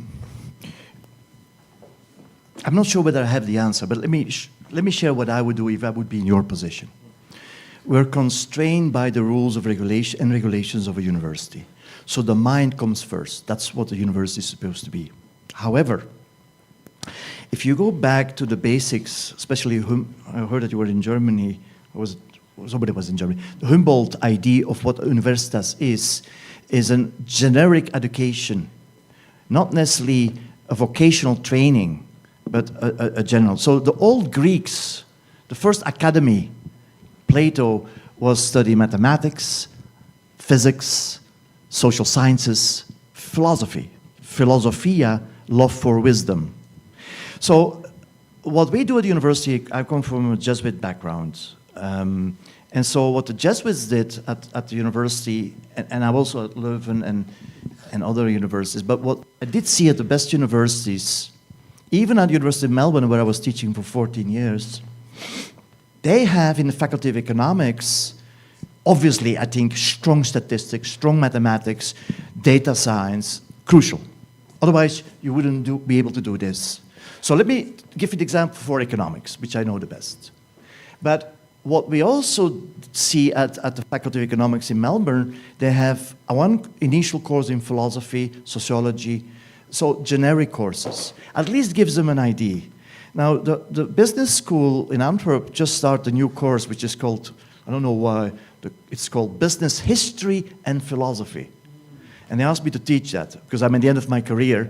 So they let me go for strategy, and young people can teach strategy, but I think this is a difficult course we should ask Peter to think about. Meaning, what I'm really saying is, for me it's a balance. If you're a Faculty of Economics, 70%, if not more, at least in your master level, should be 80% even, should be really focusing on the...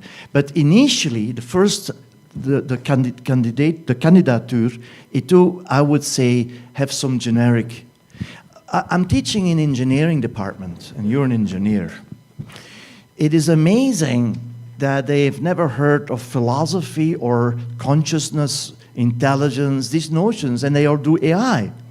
So for me, that would be an introductory course, at least to understand what I call it for my part, responsible AI. And have somebody to teach responsible AI, which is to do with social sciences. You cannot give everything. That would be loving, like the old Greeks. But remember, you know, as a scientist, everything becomes so special. My expertise within economics is just one small portion, ethics and governance. That's where I know, that's what I'm supposed to know of everything that's written. But we cannot know everything, so it becomes also specialized. In medicine, it's even worse. There's so many, it's becoming so specialized. So I'm afraid there is no final answer. But what there is, in the first 1 or 2 years, I would at least provide some generic, good courses. Now, the problem is you need somebody, from the experience I have is, philosophy is so far away for business students. But I believe you should have somebody who understands business and can relate to that. Bridge the gap between what is philosophat and what is business. This was a course about philosophy today, in a way. But I used economic terms. If I talk about ethics to finance people, I talk about risk the whole time. Meaning, if you can adapt social sciences, bring into engineering, you're using engineering terms, you're using sociology, you're using sociological, whatever it is you do as a rector, I would bring in a course that is relevant. For me, the skill set, emotional intelligence, social intelligence, critical thinking.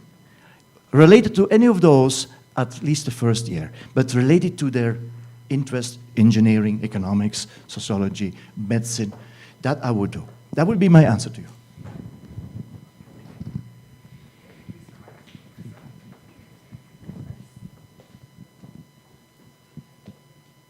Do we have any other questions, please? You may raise your hand.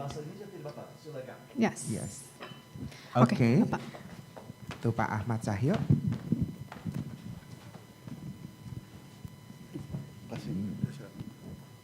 Thank you, Professor.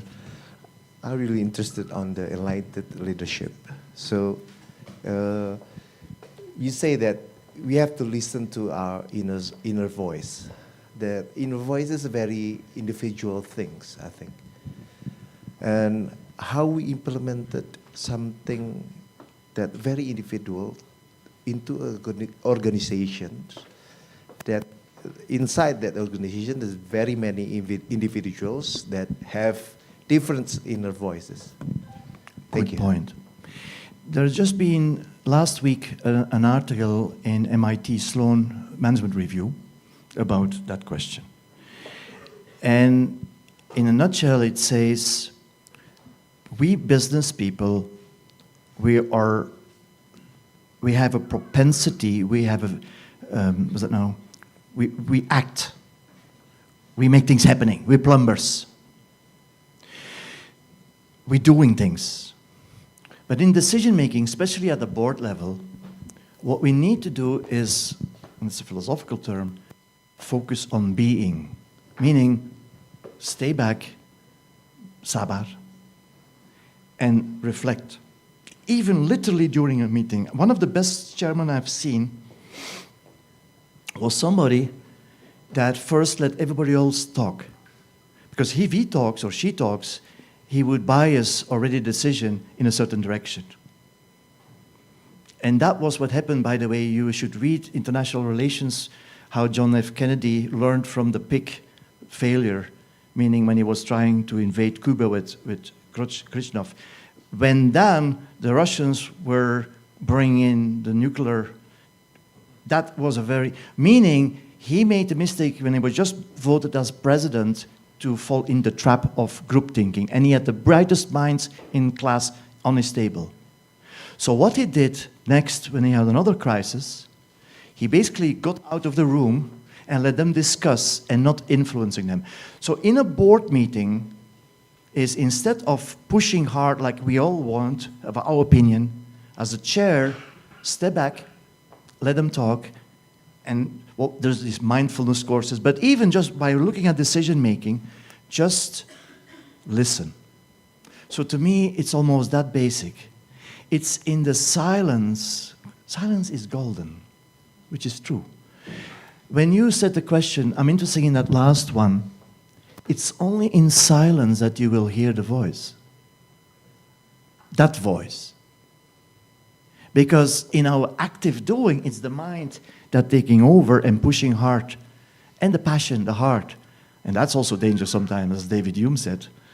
Point is, that last part, and it's speculative, I'm aware, but I think we should, at the same time being active, but knowing moments to step back and let others and reflect upon what they say and then speak. I'm hearing too many politicians talking and talking and talking all nonsense because they want to be heard. Just reflect. One thing I love about Gus Dur, he was seemingly sleeping, but he knew exactly what was going on. And he could come out sharp like a knife. He was a wise man. So that, I think he understood that connection of his inner voice. Also because he was disabled, he had no choice. Blind people have an ability.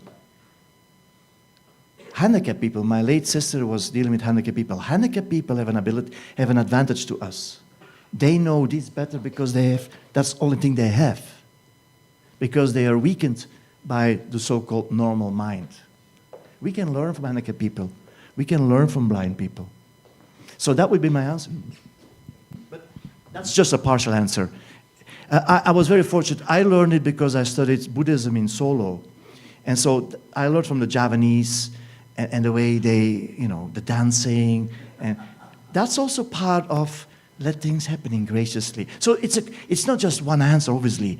It's what life is. I don't have the answer for what life is. I try to do it for my own life. Later on, I can do it for somebody else. I only can give indications and examples. But it's basically the difference between doing and being. And we should both. May I ask questions? Yes, sir. You may go on. Yeah, before the time is running out. Yeah, you can answer. Yeah, both of them. Just quick. I'm trying to imagine myself as I was now 20 years old, okay? And I'm worried about my future.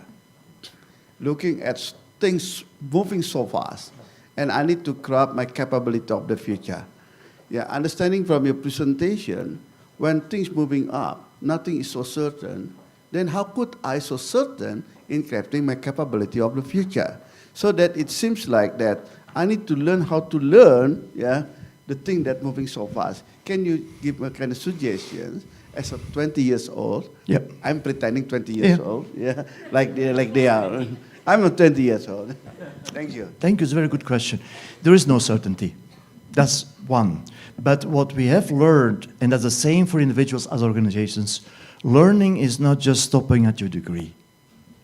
Organizations have a capability, but if you don't keep on learning or innovating, you will be left behind. So learning is every day until you die. That's one. Now, there is no certainty of what direction, that was a little bit your question. Which direction, what learning? I would say it doesn't matter. It doesn't matter. As long as you become at least a master in one particular subject, whatever that is. Once you've done that, that's the mind, the first part. Then you hopefully or simultaneously learn to listen to the heart and to other people and to be compassionate. And then the third one, the spirit, has to do with religion, has to do with philosophy, whatever you want to call it, is who are you? Why are you on this planet? Now, it's very personal. I believe in karmic forces, but that's a personal perspective. I think, that's what they say, find your calling. It's almost a religious term I'm using, but that's what it is. And in my case, I'd be open about that. At this stage, it is trying to share what I think with you and inspire you a little bit, and literally bridging academia with government and business. That is what I have to do, and trying to translate. I'm a translator. That's my mission. Everybody, and I only knew that when I was 35 years old, even not. I started my company. I didn't really know. I wanted to experience. I was acting. But it's when I'm approaching my 40 years that I started to really understand the calling. So it's fine if you don't know yet. Tidak masalah. But be an expert, learn, and it will come to you. It's like falling in love. You don't ask for falling in love, it will come to you. You don't kind of predict that. And sometimes you ask yourself after 20 years, why did I fall in love again? Positively or negatively. The point is, life is not linear. There will be failures, and accept that. There's nothing wrong with that. That's one of the things I think Indonesia should learn. And where I may not be always agreeing with the Americans, and I've been educated by American a little bit, but I'm very grateful to this country. And I've learned a lot from this country. But one thing I think this country in Asia can learn from the Westerners is critical thinking and willing to speak out. Westerners should learn from your graciousness, and I think you have an advantage already on that last one, because that's what you in your learning process emphasize, and finding that balance. Because if you have both, if you're Messi can score with left and right, that's where you're the champion. It's that simple. And if you have the balance between your mind, your heart, and who you are, the soul, you are an incredible force to be reckoned with. And that's the answer to the question. And you will not have that at 20 years. You will prepare it at 20. It's on your deathbed, probably, that you will know whether you have done something in that sense or not. Only then you will really know for sure. And in the process, there's this, you can see that line. I always say to my students, at 30, until 30 you can play, it doesn't matter. Do anything but learn. Between 30 and 40, create family, or make sure you create wealth. Mind, profit. 40 to 50, it's time you start thinking about not just yourself, but about the broader environment. At 50, 60, your time is up for acting. You start make sure the being is really in place as an emphasis. But during your whole life, you should do both. But the emphasis is shifting slowly but sure to other paradigms, if you want. So there is no final answer. But it's being aware that it's learning, and that's fine. That's the beauty. We don't want to be robots. I always challenge you, fall in love with a robot. Let's see what's happening when everything is predictable. It's our vulnerability that is risky that also makes us beautiful and attractive. But I don't have I hope it was a little bit answering. Yeah. All right, still I can. We have one more question over there.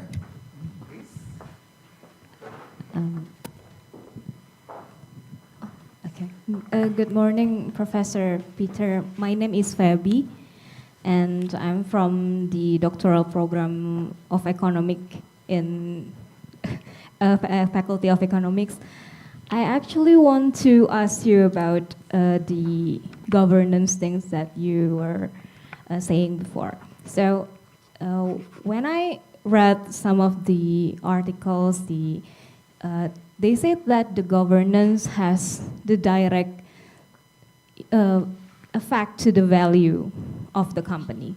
And in your practical experience, is it like true or not, because sometimes all the sometimes the articles maybe it's not really into same as the practical things. That's all my questions. Thank you very much. You want a finance answer or a philosophical answer, or both? I will give you both. Let me start with the last one, and that will be short, the philosophical part. Your question is, do these fluffy notions of values really have an impact? Indirectly, yes. But let me go back to a study I did with my colleague at Melbourne Business School. I studied for IFC World Bank between 2011 2014. We did do an empirical study on the Indonesian Stock Exchange. And we were looking at the correlation between what are the governance variables affecting return on assets. And we specifically checked for return on assets, not return on equity, because of, let's say, statistical reasons. Return on assets is more easier to calculate than return on equity, because return on equity you can manipulate through accounting practices. And what we found out is this, and that's hopefully answering your question. There were 4 variables that had an impact on the Indonesian stock exchange those days. I'm not sure whether it's still today. 1, if you have an institutional investor, even for 1-2%, it apparently had a small positive correlation on return on assets. Meaning, institutional investors, not that they're saints, they're not. The Goldman Sachs, the JP Morgans, the Templetons, they're not saints. But they want to make sure if they invest that there is return on investment. So meaning, they want to make sure that the proper procedures are in place, that you don't do this kind of KKN, that the dividends will disappear in the pockets of the major shareholder. Because Indonesia is characterized, and I wrote a book about that with Pak Tan Ria Beng, corporate governance in Indonesia and in Asia in general is very different from Wall Street. And the Wall Street people don't understand that. They do, but they don't want to understand it. They want to apply what they know in Wall Street and in London to Indonesia. It doesn't work. Why? Multinationals under a common law system is very different than family business and state-owned enterprises under a civic law system in Indonesia with a double-tier board system. That's the starter, okay?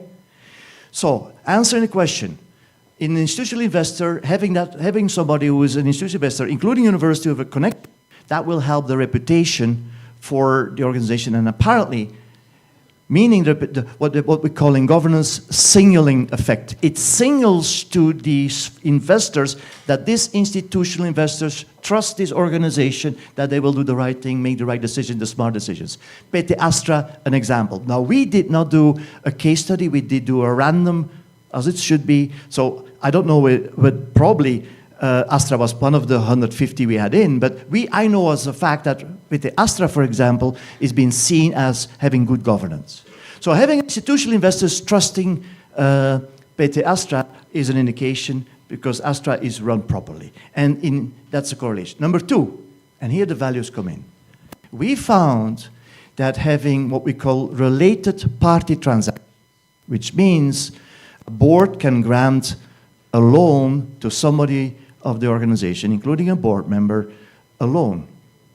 Now, if you allow that, we know from practice, related party transactions can easily turn into equity, which basically is a way of corruption. And so we found, and IFC was very serious about that, and Pa Anton knows that, we were very serious when we invested in Indonesian companies, and the study that I did confirms this. Allowing RPT is negatively correlated with return on assets because it invites corruption. That's where values come in. But it's procedurally institutionalized in this rule. Number 3, if you have one of the big 4 auditors in place. Why? Because they have the reputation to do the right thing, or supposedly to do the right thing, because they cannot afford for their own reputation to do honky-ponky. And that signals as well in governance terms the positive correlation, having EY, KPMG, Pricewaterhouse, Deloitte, having them auditing your books, because they will do it properly according to international accounting practices. And that signals a positive effect on return on assets. And there was a fourth one, but it escapes me now. But let's say independent directors, not really, because institutionally 1/3 should be. Independency is to do with an attitude.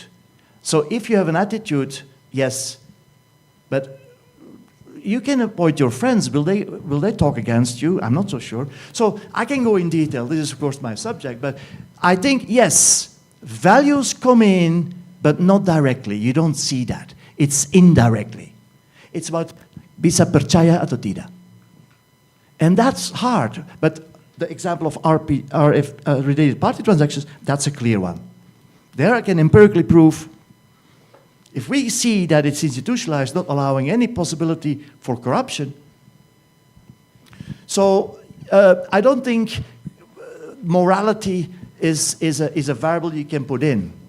And I didn't put it in here either. What I did was, as long as we know what we're doing, here values come in and values come in here, but indirectly, not directly. I hope that's answering the question. Thank you, sir. Thank you very much, Professor Peter. Okay. Yeah, we sincerely appreciate the valuable perspective and inspiration that you have shared with us today, this morning, Mr.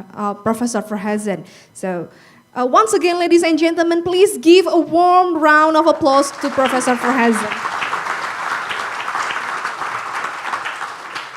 Ladies and gentlemen, before we move forward to the next agenda, let us now shift into a more interactive part of this seminar, the Kahoot quiz session.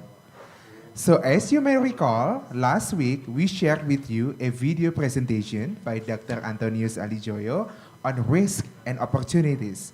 This quiz will be based on that video, and it will be a fun way to reflect on and test our understanding from it.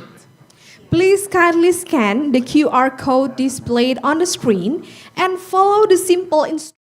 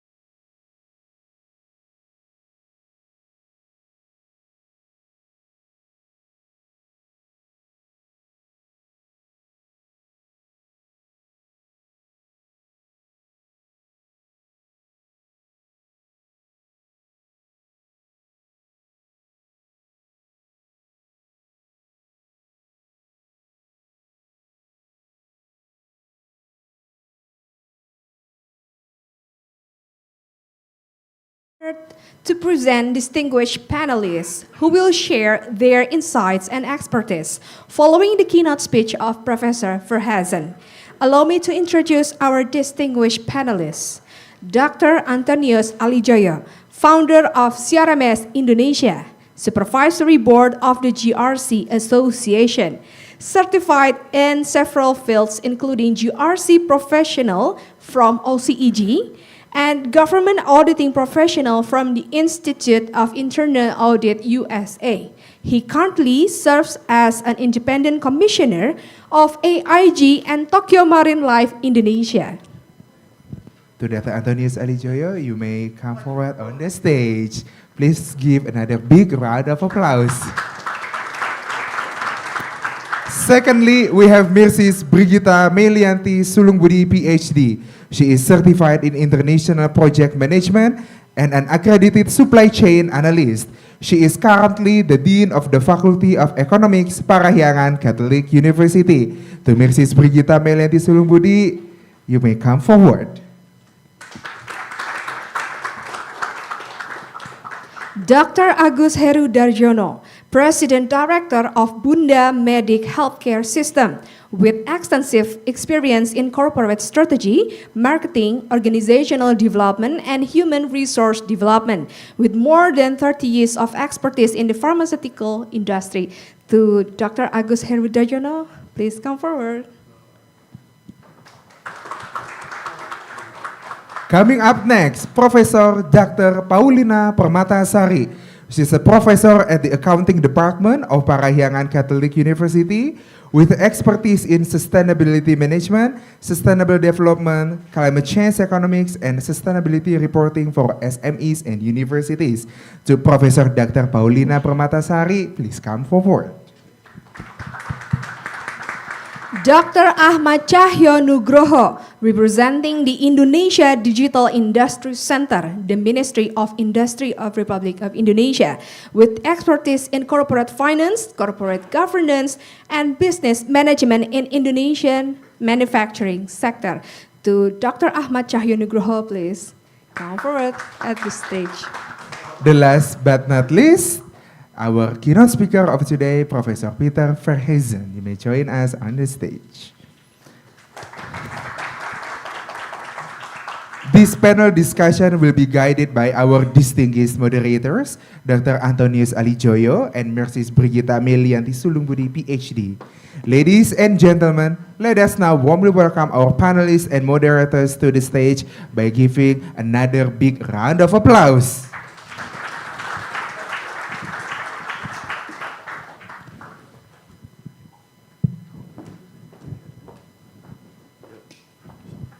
Shall we start, Chris? Or we must wait something? Yes, you can start now, sir. Okay. I'm going to use a kind of mixed language, English and Indonesia, because we have some international students here, so that to make it sure they can follow what we are talking about. But please use it in Bahasa if you think you come to certain terminology that not easy to be translated to English. Thank you so much, all the audience. You look young, as young as I am. I feel great, yeah. And it reminds me my old time in Parahyangan, yeah. So all the younger, I was young in 1982 when I start my S1 in Parahyangan, yeah. Even earlier than Ibu Pauline, right? So then, without any further ado, we are going to run a kind of the discussion here, where I would like to start with Pak Cahyo, and then with Bu Pauline, and then with Pak Agus. Yeah. In order to give you a kind of the sense, Pak Cahyo is going to share to you what is the digital strategy of Indonesia, where actually the young people must prepare. Actually, we are moving to the digital age, including Indonesia, and Pak Cahyo is going to share you what is strategy in it. And then Ibu Pauline will share with you how relevancy then to build the competency on a digital as well as relational, as you mentioned, of the ESG part. And then it's going to be then by Pak Agus to share with you how Bunda Medica use it, the technology and relational in the real world scenario. Bunda Medica is going to share with you the advanced healthcare medical system, including bayi tabung, right? So this is something that not many people know, that we actually already at the technology. They are just doing in the silent, but they're doing well, yeah? Making sure that we actually synergizing digital technology and relational. And of course then, I'm actually together with Ibu kita tercinta, the Dean, who actually acting as a host of the discussion. And then Peter, once it's off, we like to invite as well your view or your thought about it. Thank you. Now we are going to start with Pak Cahyo. Yeah, please introduce yourself very quick, Pak. Good day, everyone.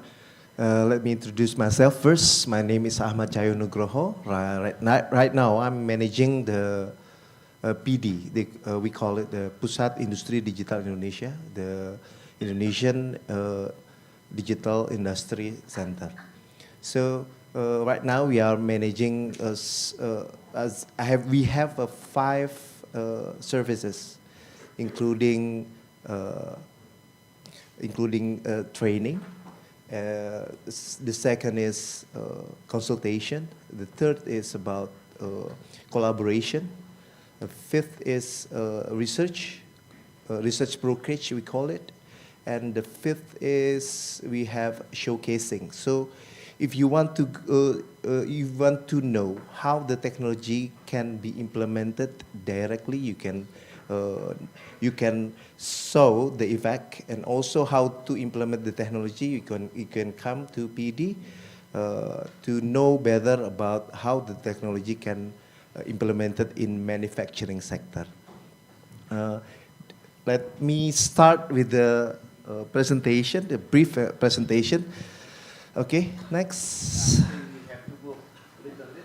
Okay, we have survey manufacturing industry. This is the impact of digital transformation in manufacturing industry. As you can see, most of the manufacturing industry can increase the output between 60 to 100%.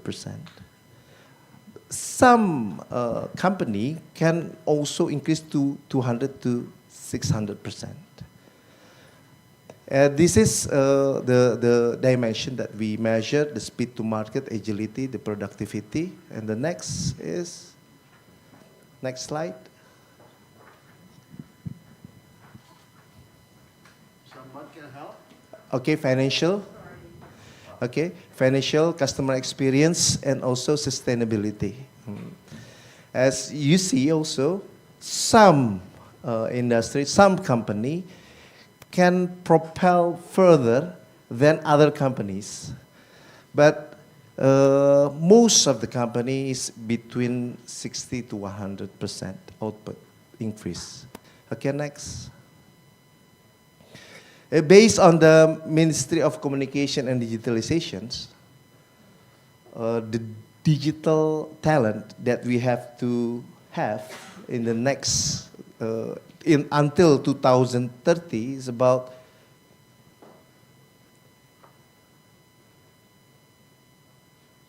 it's about 12 million digital talents. So the digital talents is not about the people that can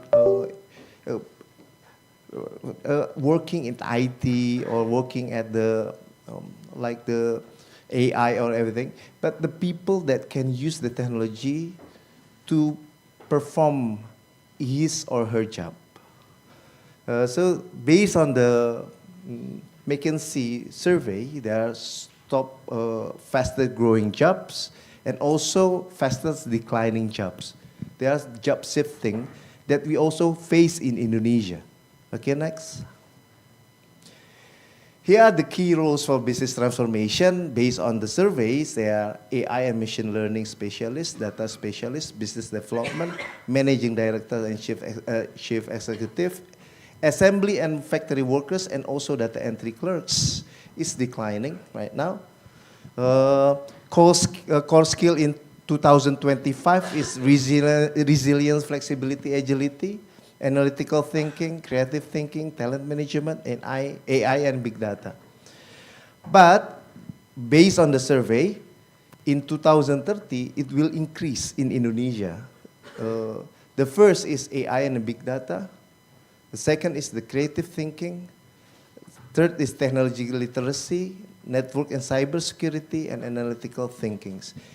Based on my experience on the assistance the industry in Indonesia, we have several problems in implementing digitalizations. The first problems is most of the company doesn't have clear policy on IT. So the company can, inside the company, different fields, or we call it division, can build their own software, or they have built their own platforms that doesn't connected well in other divisions because they didn't have any clear policies. Second is they don't have any clear policy in OT, operation technology. And second is they doesn't have clear policy on data ethics. There's a problem in most of the manufacturing company in Indonesia. They're becoming a problem when the company try to integrate the data. Okay, there's a brief presentation about how the digital transformation in the manufacturing company in Indonesia. I hope it will give some perspective to be discussed later on. Okay, for the time and space, I will give it to Pak Antonius. Thank you. Please give applause to Pak Tia. Before we move to the second, I think I need to change this one. Yeah. Before we move to the second speaker, yeah, it works, but it kills. Yeah. Before we move to the second speaker, so allow me to invite just very quick, Peter, just 1 minute, yeah. Based on this presentation, do you think that this is something happening in Indonesia or this is something in the world, yeah, it is actually in line with your observation or you have something, a different view? Very quick. I think it's completely in line. So analytical thinking, database, all that is part of what I call predictive analytical thinking. And the issues around insights and innovation could be any. It could be to do with creative thinking, could be to do with whatever it is. AI can help. Now the limitation and resilience you even mentioned there. So the 3 on smart thinking is there. Yeah. The additional wisdom has to do with the fact products, services that do with sustainability that nobody else has, or that we need to do because the regulator is asking. So we will need to do that, but those that are competitive will go beyond what the regulation is asking. And it's true for Indonesia as it's true anywhere else. So remember, you are competing with the world, not just Indonesia. Grab, Gojek, Tokopedia, even the big organizations coming in. So that is true. And I think Indonesia, in that sense, becomes more global economy because you're competing with foreign companies next door. One small thing, AI can help us to become more creative, but we have seen, if you study paintings and culture and art cannot yet transform paradigms because that requires imagination beyond what's in the data. Okay. And that is the difference. So creative thinking is definitely part of it, what I call purpose, but that's a very important skill set. Thank you, Peter. So we hold the question and answer later on, but this is to give a kind of flavor to all of us that how it is actually from 2 perspectives. Thank you. Now we come to the second speaker, Ibu Paulina. Please give applause to Ibu Paulina. Okay. Introduce yourself, Ibu. Although they know you, but please introduce yourself. Yeah. Okay, good morning everyone, especially for Professor Peter. It's nice to meet you and Professor Pak Ali Joyo and other speakers also. Yeah, I'm Paulina Pramatasari. I'm a lecturer in accounting department in Parahyangan Catholic University. I just got my professorship 5 months ago.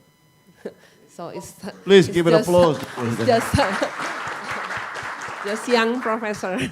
Yeah, it's like a great honor for me to that I can speak in front of you then and share about something very interesting. As we already learned from Professor Peter this morning, it's amazing from the 3 transformational stages. Yeah, I put the theme on by focusing on the sustainability things, try to turning risk into opportunity from the sustainability perspective, and also relating with the capability, the future, especially relate with the sustainability and try to achieve and supporting the achievement of sustainable development goals. Okay, next. Yeah, as we know that global risk ranked by severity over the short and long term is based on the World Economic Forum Global Risk Perception Survey 2024-2025. We can see that if we categorize in the short term and the long term, 2 years and 10 years, the green color is always in the top priority heights, yeah. Especially in the 10 years, as we see here, the first global risk is related with the extreme weather events, and then biodiversity loss and ecosystem collapse, critical change to a system, and natural resources shortage, and followed by the misinformation related with the AI on the 6 stage, and then inequality, and societal polarization, and cyber and pollution. And from the 10 categories, we can conclude that relate with the sustainability, environmental aspect, and social aspect, and also the economic is become something that's really important because since it's become the global risk top priority, especially in the short term and long term. Yeah, next. And we can see also from these graphs, we can directly see from the up and the top, yeah, right and up, extreme weather events is become the most something risk, yeah, very high priority to be people and ask concern about that things, and also list biodiversity and so on and so on. Yeah, and from this slide, we can conclude that sustainability is become very raising issues and very important, as Professor Peter also mentioned in this lecture, relate with the sustainability. Yeah, next. Yeah, and as we know that the difference of only 0.5 degrees Celsius is based on the survey WWF. Climate risk difference 0.5 degrees is impact significantly. Yeah, start with the extreme weather. We can see that from 100% flood risk and 170% increase in flood risk. As Professor Peter described about the graph, yeah, the curve, how the flood become one of the issue, as we can see here also memang is like very dangerous, not to only for people, yeah, and relate with the species, water availability, people, Arctic sea ice, sea level ice, and so on and so on. Yeah, and we can see that significant impact only by this caused by 0.5 degree. We can here feel that quite cold here because of the air condition. But if we reduce or increase only 0.5 degree, maybe we cannot feel the difference. But impact is very different. Yeah. Next. Yeah, because realize that the risk is so big. Next, yeah, next slide, please. Yeah. Of course, we need to really concern about the sustainability. Yeah, sustainability relate with the integration of the social, environmental, and economic dimension. Many people said it triple bottom line. And in 1987, United Nations defined the sustainability is about the meeting the needs of the present without compromising the ability of future generation. Yeah, that's the important things of the sustainability. Yeah, next. Yeah, and now we need to think, yeah, how we can see stakeholder perspective relate with the challenge and especially relate with the sustainability agenda.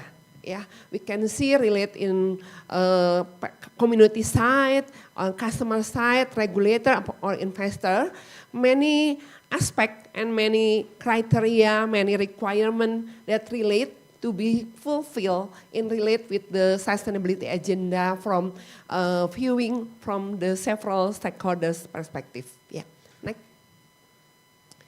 Yeah, and it's force the important to become and to have the new business model, sustainable business model.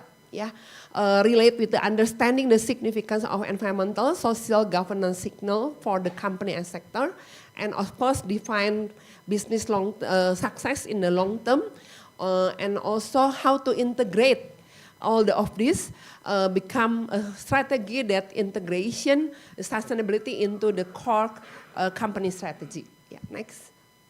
Yeah, some simple characteristic if we see that something may relate with the sustainable business.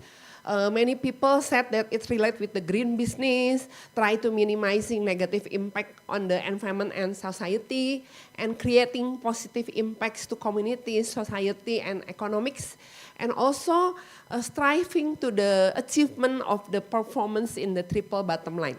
Yeah, next. Yeah, and so now we the most important thing, how we can see sustainability, we turn the risk side into more opportunities. How the risk that we concern about the danger or the everything happen relate with our world, our environment, and also relate with the social aspect, but we can try to make some opportunity. Yeah, next. Yeah, like this one, we can see from the risk to opportunity, we try to make like the reduce the cost inefficiency relate with the something maybe like the externalities, yeah, if we call externalities, yeah, compliance and risk management, and also managing for value, become into the graph, we can see on the top, it's become the business opportunity by maybe try to have the product service innovation, attract best staff, brand enhancement, build market share, and so on. Yeah, next. Yeah, and the mega trends relate with the sustainability aspects. At the same time, try to reduce everything relate with the risk to company, like for example, like litigation, penalties, waste management, low social, reputational costs, or maybe rising cost energy, increased regulation, increased competition, and build something relate with the opportunity for companies, improve operational efficiency, customer attraction, because we can show how green and how we are become the sustainable business, and then increase revenue profit from the responsible product and service, improve risk management, improve access to capital, especially relate with the green loan maybe or green bond that offered by many financial institution by supporting business become more sustainable. Next. Yeah, this is some of the example how the business can be get like the success by having the switch from managing the risk to become the opportunity relate with the environment. Yeah, for example, like this one. This one, PACE Laboratory is a organization recycling activities based in Yogyakarta. Since 2021, they have collected more than 150 ton plastic waste and turned them into recycled product. Yeah, we can see something that maybe relate with the waste become like the amazing product and interesting. Especially, they also get some award relate with this one. Yeah, next. This one other sample. Other case is related with the surplus. Yeah, surplus is the organization relate. They try to accommodate about the accumulate overstock or dead stock or close to expired product from the some of the marketplace or the supermarket on other stores and collecting and distributing to their application. Yeah, and it have the real impact.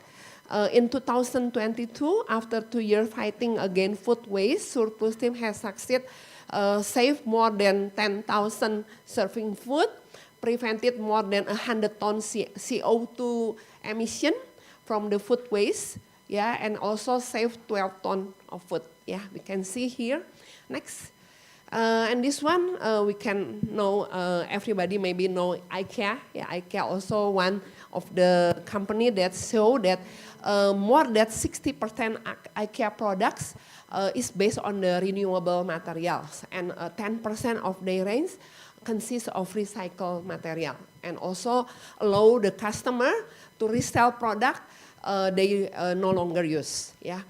And also sell second-hand or refurbished products. Yeah, and also here is make IKEA become helping the environmental because like reducing waste and save the planets. Yeah, next. And this one, another sample, we can see from the Body Shop also. Body Shop have some leader in ethical business, especially implementing various sustainability initiative. Yeah, that's some of the example in the business that we can see how from the risk of the environment, they can turn into good opportunity, especially become the more attractive for being the sustainable business. Yeah, next. Yeah, and relate of the efforts is of course it's like part of the supporting SDGs. Yeah, as we know there is 17 goals, and all the global government and global countries already declared. Yeah, it's hopefully it can be achieved in 2030. Yeah. And now, facing this target and facing this goal, how about people and maybe like us supporting that efforts? Yeah. Next, one of the effort that we can have by showing the competency related with the SDGs competencies. Yeah. In 2017, UNESCO published in UNESCO publication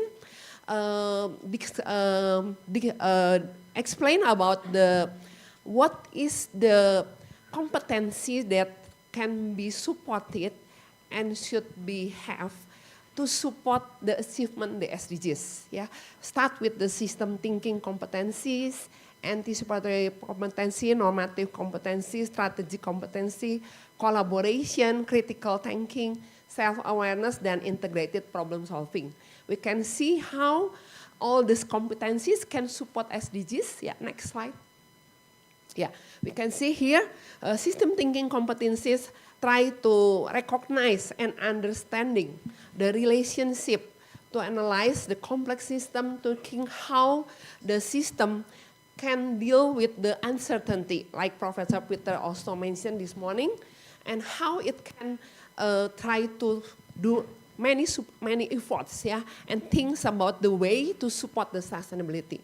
And relate with the anticipatory competency, ability to understand, evaluate multiple future possible. Yeah, as we know that relate with the sustainability, it relates with the damage, relate with the environmental damage, relate with the risk happen in the society, and it can be solved by having the anticipatory competency, and then relate with the normative competency, the ability to understand and reflect on the norm and values, that one action, especially in negotiate, relate with the sustainability value, principle, goal, target, and so on. And the strategic competency relate how to collectively develop and implement innovative action to further sustainability at the local level or further in the bigger level.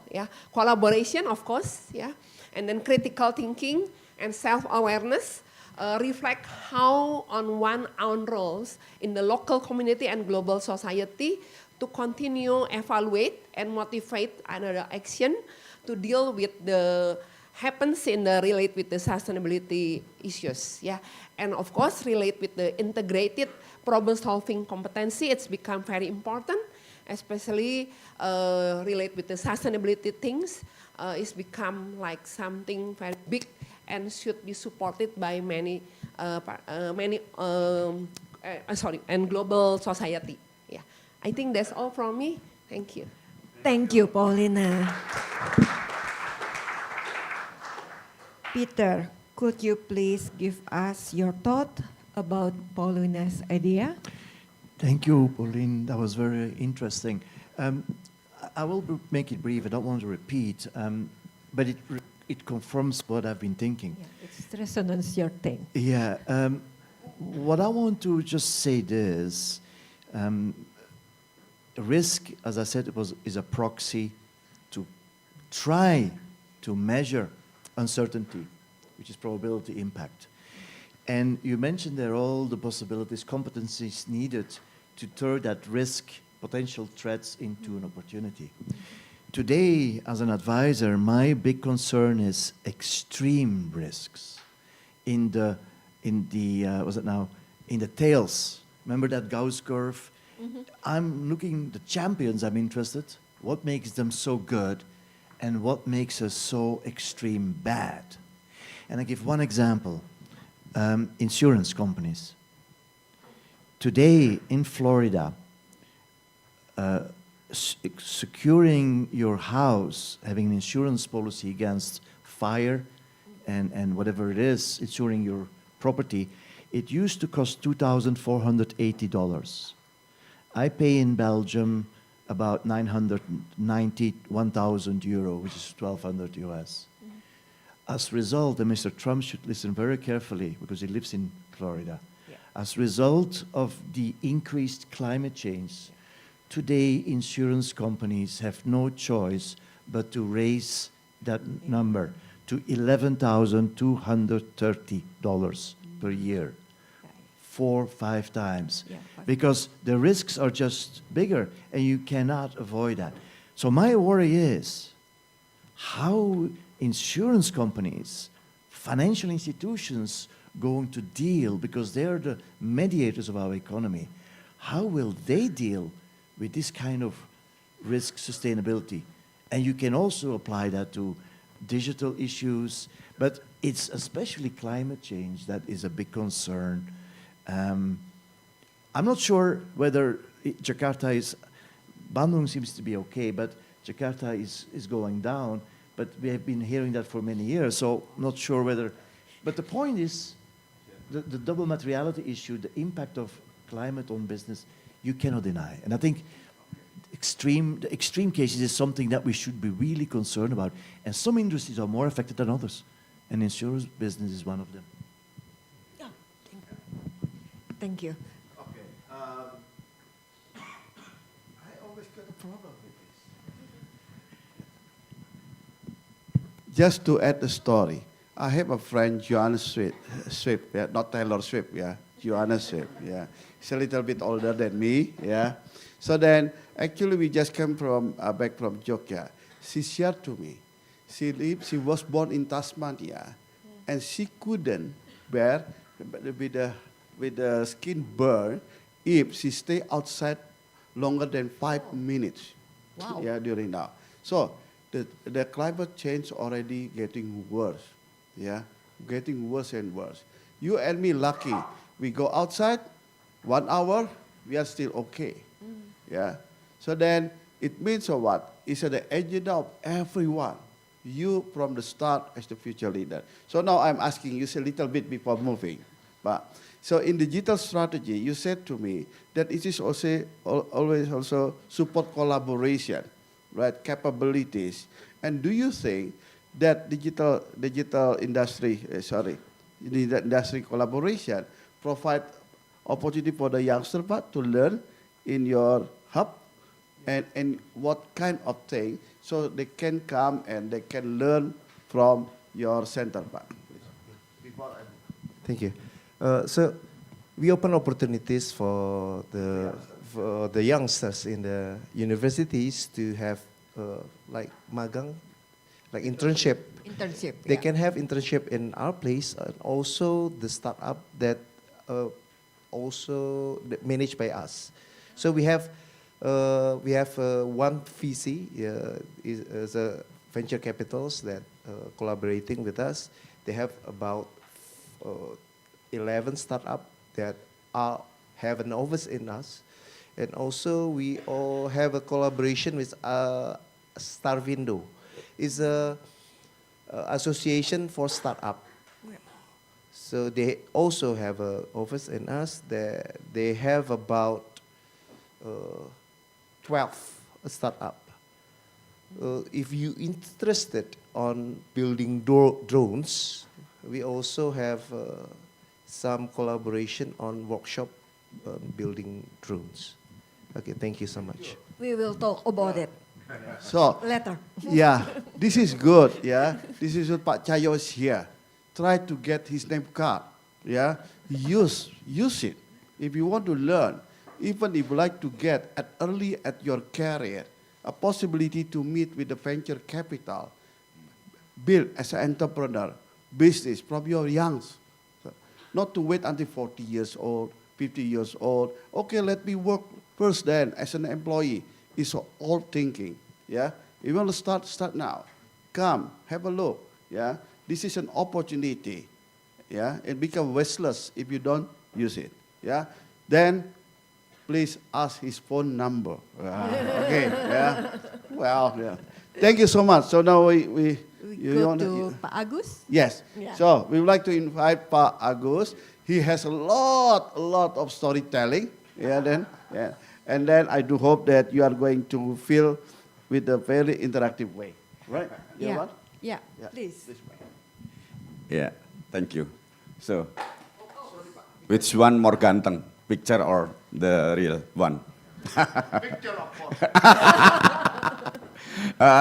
Thank you for this very good opportunity. This is just to show you my experience, but from this slide, I just want to share one moment in my life when I was the president director in one of the BUMN. And then at the time I was the president director, and then my president commissioner is Pak Tantri Abeng. Yeah. So because when we met, me and Pak Tantri Abeng, in the term of the chemistry, we are very click. In term of the thinking, in term of the critical thinking. So I met him at least 2 or 3 times a month. And then we are discussing about what happened in the BUMN. One, the big problem is the sustainability. Because usia dari Presiden Director or BOD is only year by year. So how the board of director can ensure the sustainability of the company? Some directors, they only thinking about the short term, just to show that I'm perform very well. But very few, the director in the BUMN thinking about the legacy, thinking about the sustainability of the company. So that's why this morning I want to share about the sustainability, especially in the healthcare. And also relevant with your very young people, in my 30 years experience, when I was the manager or staff, I never thinking about the sustainability. When I was appointed as a director, at the time, I just realized I need to think about the sustainability. I'm thinking about the legacy. But currently, I motivate you. Even you are in the staff level, even you are in the manager level, you need to start the sustainability of what you are doing right now. For example, if you are manager for the certain task, kalian harus berpikir bahwa bagaimana pekerjaan ini ketika saya tinggalkan, yang melanjutkan itu bisa melanjutkannya dengan sustain. You need to start from now to think about the sustainability. Ya. Legacy apa sebagai staff, sebagai manager yang bisa kita tinggalkan sehingga yang lainnya bisa melanjutkan. Sometimes kita hanya berpikir short term. Ya, saya kerjakan ini saja, nanti terserahlah yang melakukan. Nah, that's not it's not ethic, ya, it's not ethic, ya. Okay. The other story that I want to share is, sometimes there is a question, what is different between manager and leader? Someone want help me to ask the answer? What is different manager and leaders? Satu orang? Excuse me. Jawab. Yeah. Is there anyone who would like to answer? Bedanya apa manager sama leader? No one. No one yet, Pak. No one. Kalau gitu saya akan appoint nih. Oh. Appointing ya. Yeah. Is that okay? Ya, oke. Mbak yang paling pojok yang pakai itu. Iya. Ya, ladies? Yes, ladies. Apa yang diketahui perbedaan manager sama leaders? Iya. Iya, kira-kira apa? Iya. Ya, silakan. Ya, just quick question. Bedanya manajer dan leader ya Pak. Kalau leader menurut saya lebih ke pemimpinan, bagaimana dia bisa memimpin. Tapi kalau untuk manajer biasanya dia mengoperasionalkan apa yang sudah ditunjukkan oleh pimpinannya. My next question, apakah dalam satu pribadi bisa dipisahkan antara dia manajer atau leader? Depends sih Pak, tapi menurut saya bisa-bisa saja jika digabungkan. Bisa saja jika digabungkan untuk kepemimpinan dengan managing sesuatu gitu Pak. Ketika kita pegang satu posisi, kita langsung merangkap dua hal itu, manager dan leader. Manager, managing task. Who make decision? Kita sebagai bagian yang leader atau sebagai manager? Who make decision actually? Leader. Leader. Manager tidak bikin decision. Jadi dalam diri kita ini ada satu yang nggak bisa dipisahkan, ya kita sebagai leader, at the same time kita sebagai manager. Ya, tetapi tidak semua manajer berani ngambil keputusan karena dia nggak menggunakan leadershipnya ini. Gitu. Karena leading atau leader itu influence, menggerakkan. Ya, jadi kalau kalian jadi apapun juga, jadi staff, jadi manajer, kalian harus berani juga mengambil keputusan. This morning, ya, Peter share about the very nice tree transformation. Ya, it's all about making decision. Ya, nah, jadi leadership is not about the position, right? Ya, it's about how our life influence other life. Ya, nah, kenapa saya mengatakan ini menjadi penting? Karena disinilah kita belajar mengenai GRC, bicara mengenai sustainability, kita harus bikin decision yang akan menyelamatkan company, atau perusahaan kita untuk dia sustain. Kita bisa membiarkan sesuatu yang nanti membuat company kita nggak sustain, atau kita mau bikin decision. Next. Nah, kalau kita bicara di healthcare, ya, ini adalah beberapa contoh mengenai tantangan-tantangan yang ada di healthcare. Company di healthcare, ya, di Bunda Medik ini adalah holding company. Di bawah holding, di situ saya membawai ada sekitar 12 anak perusahaan.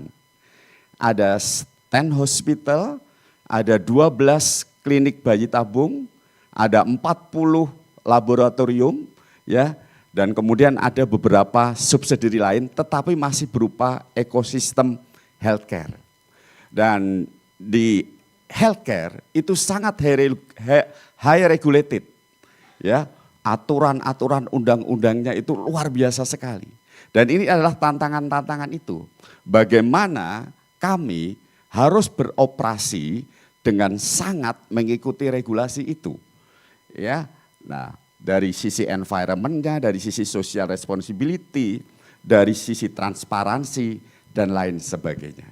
Dan di satu sisi kita harus menjaga supaya sustain. This morning Peter also share about the cash flow. Ya, kita harus memikirkan juga balancing antara short term cost dengan long term benefitnya seperti apa. Ya, itu adalah merupakan challenge di healthcare. Next. Ya. Nah, jadi sebenarnya konkretnya apa sih kalau kita bicara mengenai sustainability ini? Ya, tadi disinggung juga oleh Bu Pauline dan juga Peter mengenai ESG. Nah, healthcare memang banyak tantangannya supaya memenuhi ini, terutama dari aspek apa? Dari aspek environment, sosial. Kalau governance mungkin kita bisa ikuti. Ketika kita di healthcare itu banyak bersentuhan dengan jasa, people to people. Ya, kami menangani juga beberapa kasus yang dokter itu disu oleh pasiennya. Ya, kami menangani juga ya beberapa case ya antar dokter to doctors, gitu, ya, kompleks. Nah, kami sebagai perusahaan bagaimana kita memfasilitasi itu. Ya, nah saya hanya akan menunjukkan slide terakhir saya, next, bagaimana Bunda Medik, ya first thing firstnya bagaimana supaya kita berani bikin decision untuk sustainability. Begitu saya join dengan Bunda Medik, saya sangat concern tentang sustainability. Dan sustainability nggak bisa terjadi kalau tidak dimasukkan dalam corporate strategi. Dan step pertama, Presiden Direktur harus berani ngambil keputusan memasukkan ESG dan sustainability sebagai dedicated structure. Karena tanpa itu, tanpa dedicated person yang handling sustainability, itu cuma akan menjadi inisiatif-inisiatif dan program-program yang tidak terstruktur. Makanya Bunda Medik sekarang sudah punya dedicated, ya, di bawah corporate secretary, baik ESG maupun sustainability. Dan setelah itu dibikinlah roadmap dari sustainability itu. Dengan demikian jelas komitmen dari company, komitmen dari BOD untuk memikirkan mereka akan meninggalkan legacy untuk perusahaan itu tetap sustain. Dan sebagai penutup, tadi banyak mengatakan kita belajar dari Peter, thinking about the philosophy. Capability kita hari ini nggak bisa untuk menghadapi tantangan 3 tahun maupun 5 tahun ke depan. Dan saya ingin mengatakan di akhir sesi saya, there is no safe harbor, nggak ada pelabuhan aman. The only safe harbor is your competency. Thank you. Baik. Thank you, Pak. Thank you. One thing I would like to underline, Pak. Yeah, you said that we start thinking sustainability and even embracing and doing it, not to wait until that you are senior or the high level. Just want to share with you, because I'm a commissioner of a couple of companies, we now incorporate sustainability previous experience of the youngster when we do recruitment today. So then, we ask them then, actually, what you understanding about sustainability? What you have done as as a student, have you ever experienced about that one? To understand, if you are ignorant to the sustainability, very, very sure that you are not recruited. Because those that do not want to understand about what the future challenge, that's not deserve to be recruited today. If you want to join the good company, they now insert and incorporate sustainability as a part of the component in recruiting people. So this is something that's very much important, but not to wait until you come and join. Even you need to show to the recruiter that you are concerned, at least. So then, you want to add something? Peter, I don't want to let you sit down. I'm going to ask you the comment of his presentation. Before I move. Well, thank you so much. I will keep it short. I've learned so much from Patanri. And so I guess Tanri saw me as this bule who was willing to talk to him and give IV. But one thing Patanri said, and you mentioned it, and I like to share it with you, is what he felt that this country lacks. He called it professional management or leadership.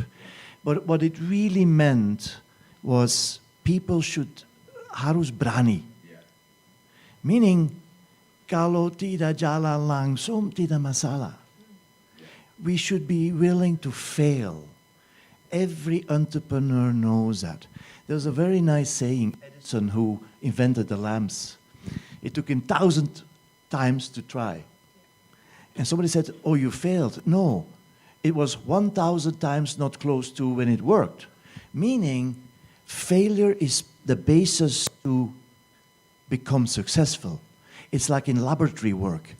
Until you match the success. And Patanri, as a manager and leader, because he became a manager at Union Carbide, and then Berbintang, and bon. The story of Patanri has been really about, think about beyond compliance, and he was very clear, do not wait for the regulator, karena mereka, and by definition, they have to be conservative, and if I may as a manager, sometimes terlambat. But that's fine, that's an opportunity. So what he always said, be entrepreneurial within BONs or be in organizations. Dare to take decisions if you're a leader. And if you're not a leader yet, you're a manager, execute, but with the idea longer term, not just. And maybe it's a responsibility, as you said clearly, institutionalize different KPIs. As Anton was saying, if you bring sustainability as a KPI, then people will think about it.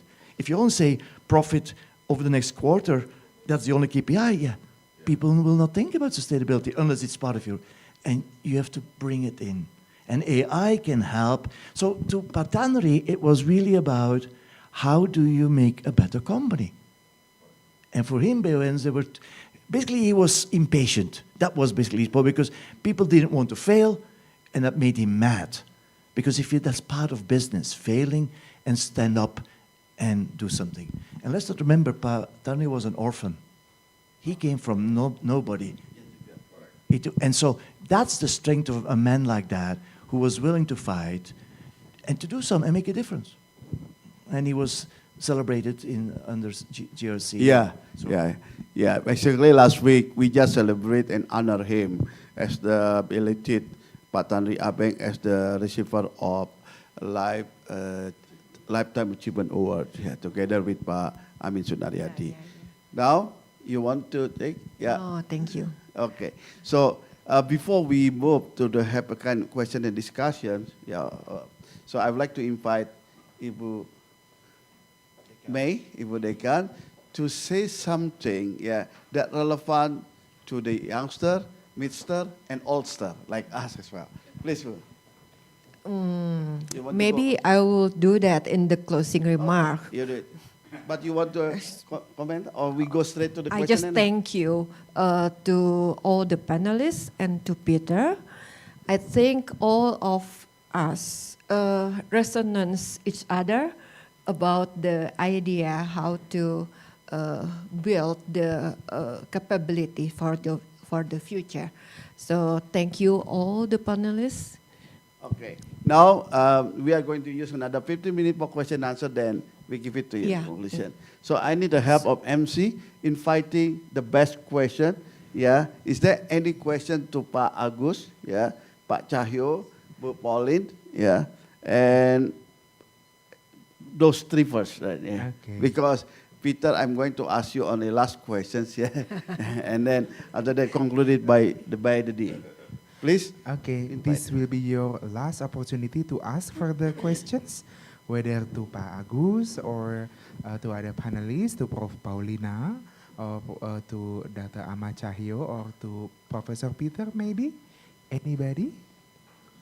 Okay, we have over there, please. Yeah, I remember this lady, right? The one supposed to be leaving the country. Why you still here? Okay. She's back. Oh, you're back already.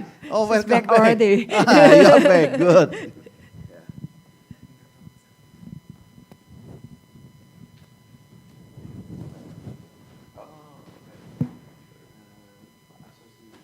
Hello, my name is Asya Rafika Maharani, Economic Development Manager, and I have a Agus. Pak Agus. Yeah. Yes, given the complex regulatory environment in the healthcare industry, how can sustainability innovation be fostered without being stiffed by strict bureaucracy? Yes, that's all. Yeah, thank you. Interesting. Yeah, as I mentioned before that in the healthcare, we are dealing more people to people. So one of my message to the all employee under the Bunda Medic Group, I always said, people first, profit will follow. So by having this kind of mindset, when I'm dealing with the Dinkers or all the regulator, I always talking from the people perspective, from the community perspective, not from the business perspective. Yeah. For the example, currently in the Menteng, we have 2 hospitals. Yeah, same under the same PT. Yeah, one is the RSIA Ibu Ana, and then one is General Hospital. Yeah, in the regulation, there is a regulation if the territory is not connected, even just face to face, we need to have the 2 management, 2 kind of the hospital director, all the things. Yeah, and then it means that I need to, it's very costly in terms of the efficiency. Ya, and then in terms of from the dokter itu harus maksimal cuma punya 3 SIP, hanya boleh praktek di 3 tempat. Ya, nah ketika dia di Bunda di Menteng, Menteng memang terkenal sebagai selebritis hospital karena banyak yang lahiran di sana gitu kan ya. Begitu dia sudah taruh, ya, dia sudah kehilangan 2 SIP-nya. Ya, kemudian dia tinggal, nah, ada juga yang naruh 1. So, I think just recently, 3 months or 4 months ago, I met the governor, Pak Pramono Anung, and then I share from the community perspective, from the service perspective, that people in Jakarta need to have integrated healthcare from embryo throughout of life. Karena kita punya mulai dari embrio itu bayi tabung sampai dia life cyclingnya. I share my vision that I will make hospital Bunda in Menteng just like the ecosystem from embryo throughout of life. By having this, I need to connect it.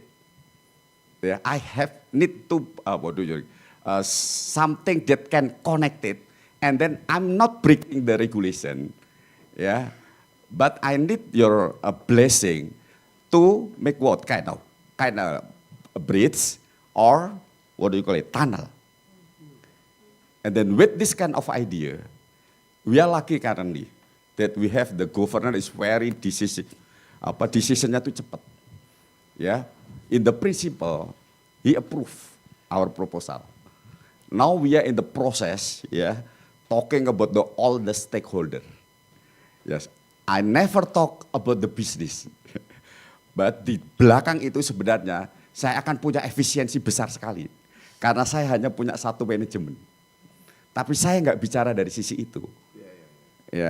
So I just want to share, when you talking about the sustainability or everything, tentang itu, come from the community or from the masyarakat dulu, bukan dari kepentingan bisnis. People first, profit will follow. Thank you, Pak Agus. Please begin. Before move, I would like to underline one thing. He come with the proposition not from his own interest, but coming from what's supposed to be the community, the social capital needed, and then bring it forward, right? Second, if you like to have your children as celebrity, please, to rumah sakit Bunda. Saya share sedikit ya. Banyak yang kepengen lahiran di Bunda, itu dari mana-mana, supaya dia dapat lahirnya, itu dapat akte lahir, itu tuh di Bunda. Karena disitulah dia, walaupun dia orang biasa, tapi saya lahirnya sama loh. Dengan lahirnya anaknya presiden, dengan anaknya itu. That positioningnya itu. Satu lagi saya mau share, saya merubah branding Bunda Medik, Rumah Sakit Bunda, dengan tagline, because family matters. Family stay forever. Karena apa? Jadi saya bilang, because family matters. Itulah kita dari branding itu, kita selalu berpikir itu bicara tentang sustainability sebenarnya. Karena nggak ada pernah terputus tuh namanya hubungan keluarga. Mungkin itu yang ingin saya tambahkan. Right, remember. And the other thing is, he said that it is like a cycle from embryo, throughout the life. But don't make it embryo now. It comes later after you finish your study. Yang mau tanya bayi tabung boleh juga. Oh if you like to know about the bayi tabung, tube baby, you may ask him then, later on. And next question. By the way, if you ask a question, I see that someone brings some goodie bag. Look, there is a gift. Look, that's one. Voucher for bayi tabung. No. Okay. Thank you, Gus. Okay. Anybody else? Any more questions? We over here. And I would like Michelle to ask a question, because you are supposed to go to Warwick University, taking sustainability and economics. So you must bring one question here to any of them. To whom? I want to ask question to Pak Agus. Pak Agus. Nama-nama. Jadi saya tertarik sama yang tadi Bapak omongin tentang leadership dan manajemen itu. Saya tuh pengen nanya Pak, ketika kita menjadi leader dan manajemen tuh bagaimana sih pendekatan kita kepada employee kita dan our colleague gitu, agar percaya sama kita dan bisa one align visionnya gitu Pak. Terima kasih. Good, thank you. Ada satu buku saya suka, kalau leadership itu kiblat saya John Maxwell. Nah, kalau buku aplikasinya itu baca tentang 5 level of leadership. Tapi saya mau highlight bahwa leader reaching people. Bukan people yang nyari leaders. Selalu dalam kebiasaan saya, ketika saya bergabung dengan satu company, saya kumpulkan semua direksi, saya cuma bilang, sebulan 2 bulan ini nggak ada direction dari saya. Saya tidak pernah memberikan direction 1 bulan kepemimpinan saya. Makanya saya tidak pernah punya 100 hari, nggak pernah punya saya. Apa yang saya lakukan 1-2 bulan? Saya keliling ke semua cabang. Saya melakukan conversation dengan setiap level organization. Supaya apa? Supaya saya dapatkan paling tidak full puzzle digabung-gabungkan. Setelah 1-2 bulan saya mendapatkan itu. Saya tidak hanya bicara ke manajer, saya sampai ke staff. Di Bunda Medik saya sampai ngobrol sama ke perawat. Dari 3.500 karyawan, 900 itu perawat. Jadi saya harus bicara sama mereka. Baru setelah itu saya kumpulin direksi. Saya bilang, saya kepingin kok kelihatannya kita punya begini-begini. Tolong validasi. Seperti itu. Dengan demikian, apa yang kita katakan, visi kita atau misi kita akan align. Karena relevan dengan keadaan corporate. Jadi ketika engkau jadi leader, engkau hanya duduk manis di tempatmu, engkau enggak akan bisa capture apa yang terjadi di bawah. Saya tidak terlalu suka ketika banyak company menawarkan, Pak Agus mau enggak company ini dijadikan award, employee of choice apa dan segala macam. Itu bayar semua. Ya ada yang enggak lah ya. Tapi saya kepingin ketika kita dapat award itu itulah sebenarnya yang terjadi di employee itu. Karena banyak company yang mungkin dia namanya besar, dia dijadikan dia adalah employer of choice, tapi begitu engkau bicara sama karyawannya, dia enggak merasakan itu. Jadi yang lebih penting adalah award yang kau terima itu juga yang dirasakan oleh karyawan. Jadi kembali lagi ke pertanyaan itu, leaders reaching people. Dari situ engkau akan bisa mengelenkan apa yang menjadi visi dan misimu dengan kebutuhan organisasi.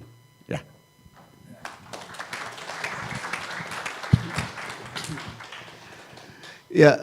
One thing before questions, I just want to share with you highlight. Pak Agus is one example. He just appointed as President Director of Indopharma. It is a state-owned enterprise, but he believed, he might not be suitable in that environment. He made decision, resign, and move as a President Director of Bunda Medik. So this is leadership style. Know where I will grow. Thank you, Pak. Now before moving, so Michelle, you want to ask? Enforce ask. Ya. Lempar aja. Jangan, beneran lagi. Ya udah pinjam aja.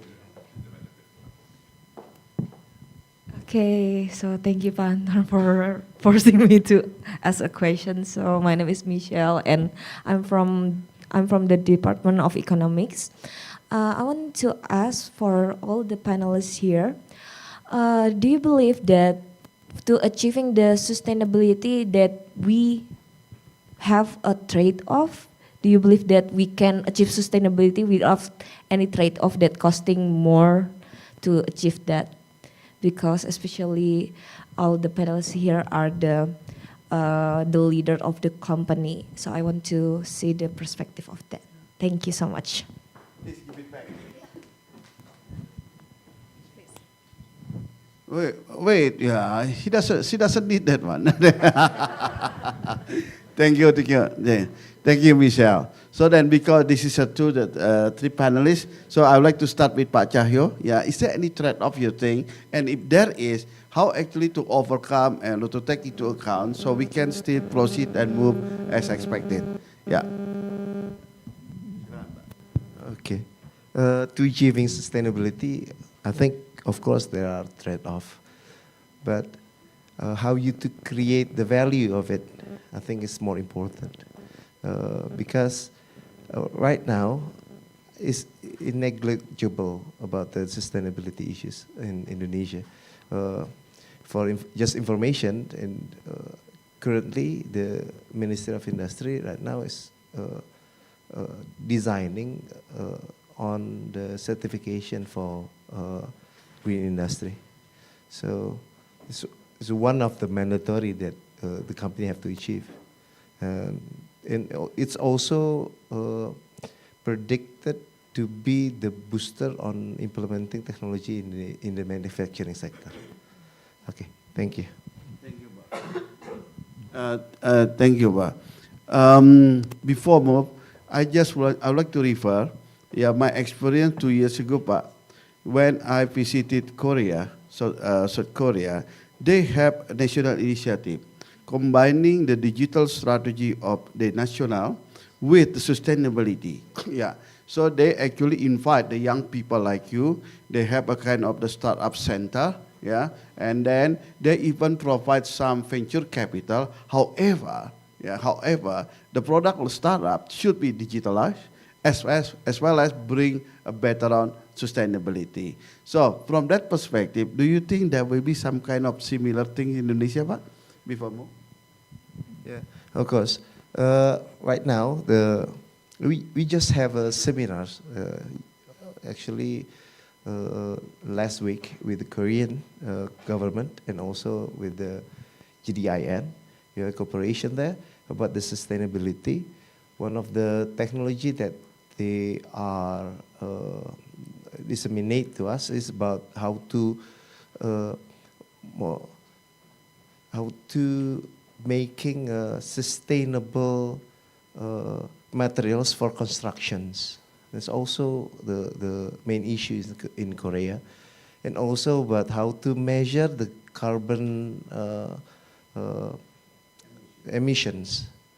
And ini sekedar ini aja, gambaran. Most of the company di partner kita itu isunya ke sustainable.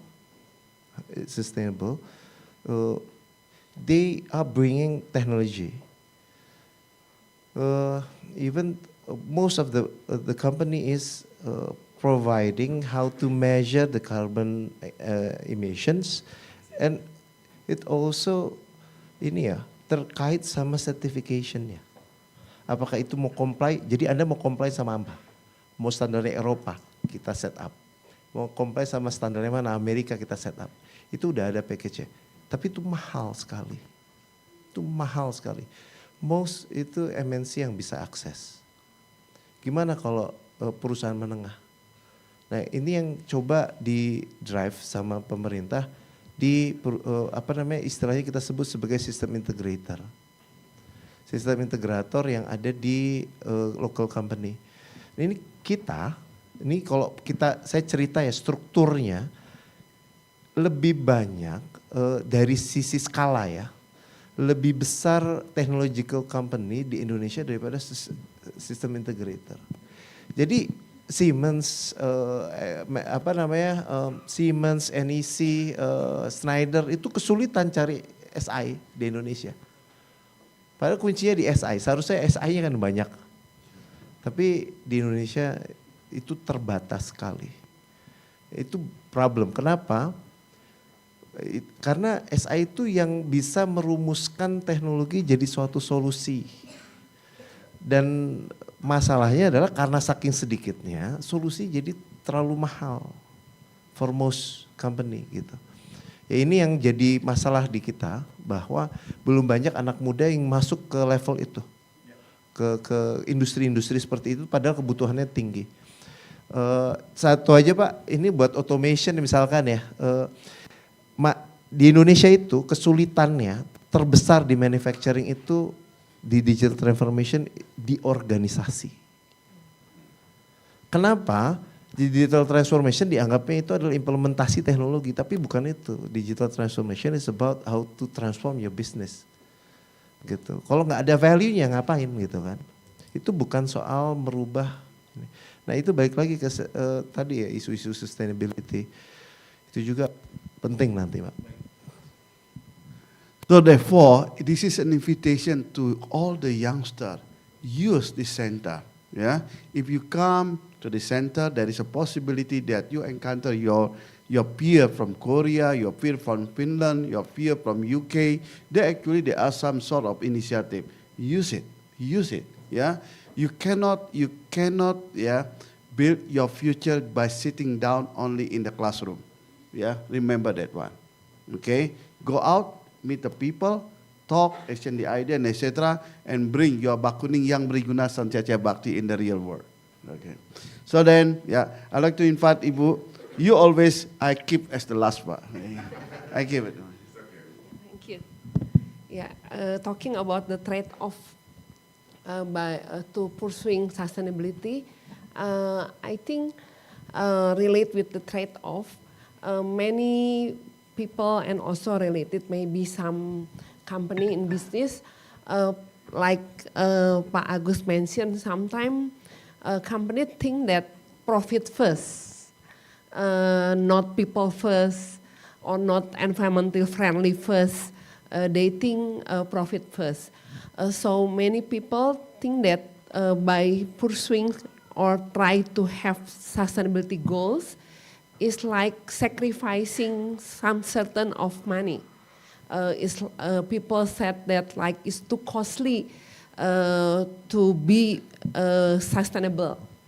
Yeah, for example, like simple things. Yeah, if we go to coffee shop, we know that some of the coffee shop now have like a campaign for environmentally friendly coffee cup or like straw.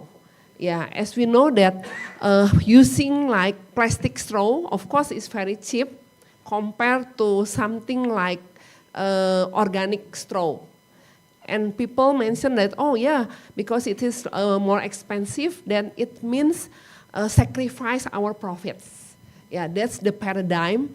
And many of the business, especially in the very tough competition, thinks that by saving some little money of becoming more, have like cheaper resource, something like that, they can have extra profit. But in the long run, it will be very damaged for their company. So I think for the people think that by having sustainability, pursuing sustainability goal, it will be sacrifice our profit. I think it would be very great mistakes. Yeah, that's all from. You want to ask? Yes, no. But I don't want to give you a hand. Can I add something? Allow me to be a little bit provocative. When somebody asked that question, trade-off, which is a relevant question, I'm triggered. I say, let's go beyond that. Because trade-off requires or implies either or.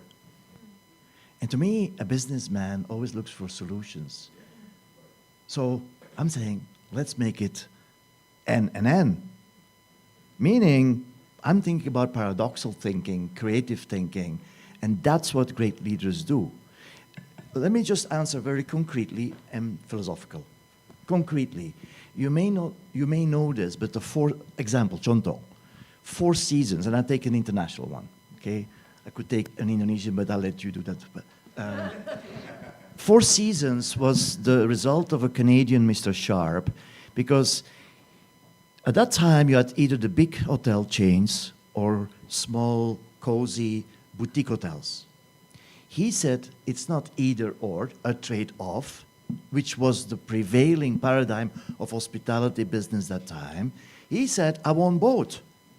So he created a concept that didn't exist yet, cozy enough that you feel after your home and work feel comfortable, and big enough that you can organize seminars and compete with the Hiltons of this world. Now that's paradoxical thinking. And let me then finish with this. A little bit like Agus was saying. It's very interesting. It's called the happiness paradox. And what does that mean?